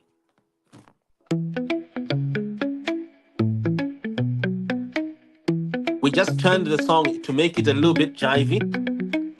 For our younger generation, our kids, they might not like the style, the old style. But I'm hoping the words can be heard. We'll look at the words be heard.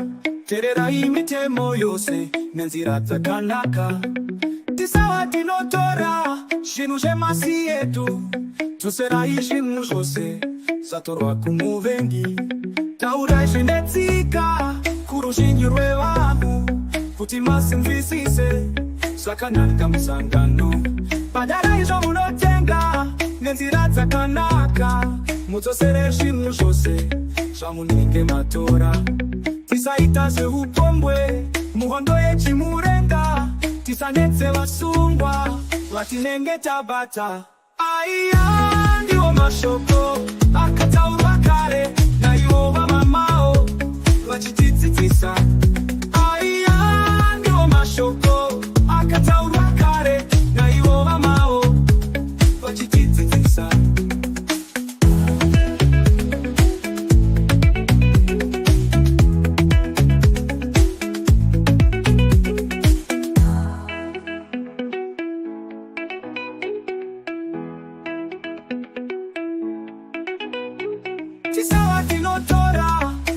masi yetu toserahi zvinhu zvose zvatorwa kumuvengi taurai zvinetika kuruzhinji rwevanhu kuti masinzwisise zvakananga musangano bhadharai zvamunotenga nenzira dzakanaka mudzosere zvinhu zvose zvamunenge matora tisaita zveupombwe muhondo yechimurenga tisanetse vasungwa vatinenge tabata aiya ndiwo mashoko akataurwa kare daivo vamamao vachitidzidzisa aiya ndiwo mashoko akataurwa kare daivo vamao vachitidzidzisa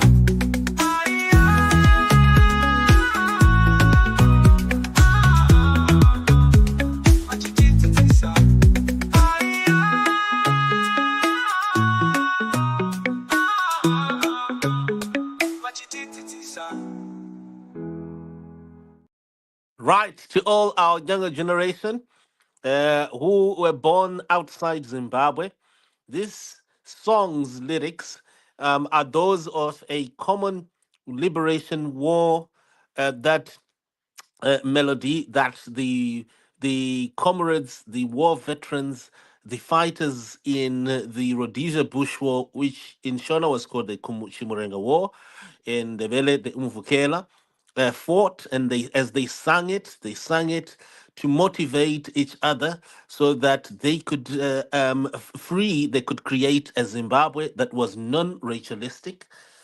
And yeah, so here and there you will hear us playing it. We are done now. We're going to be shutting, folks. Thank you very much. Let's catch up tomorrow. Thank you, Hulu.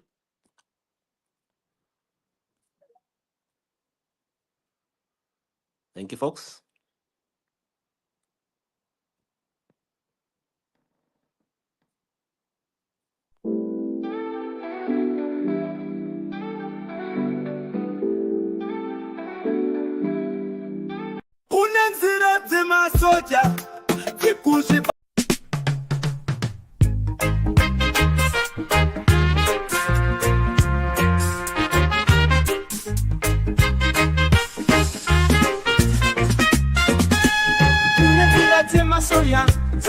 Pakanazo tererai mitemo yose nenzira dzakanaka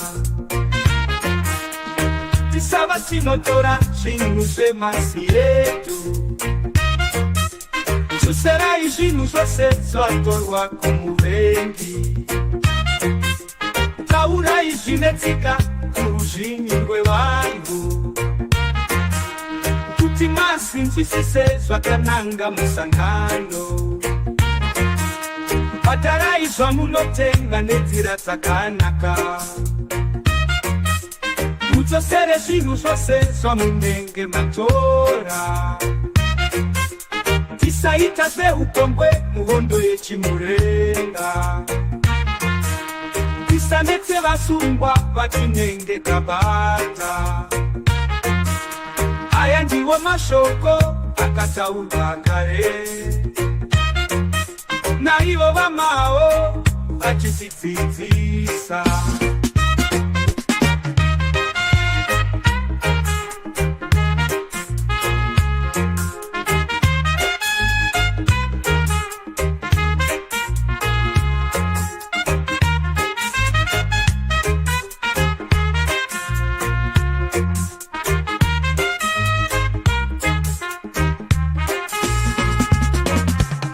tisava tinotora zvinhu zvemasi yetu dzoserai zvinhu zvose zvatorwa kumuvengi taurai zvinetsika kuruzhinji rwevanhu kuti masinzwisise zvakananga musangano bhadharai zvamunotenga nenzira dzakanaka mudzosere zvinhu zvose zvamunenge matora tisaita zveupombwe muhondo yechimurenga tisanetse vasungwa vatinenge tabata aya ndiwo mashoko akataurwa kare na ivo vamao vachitifidzisa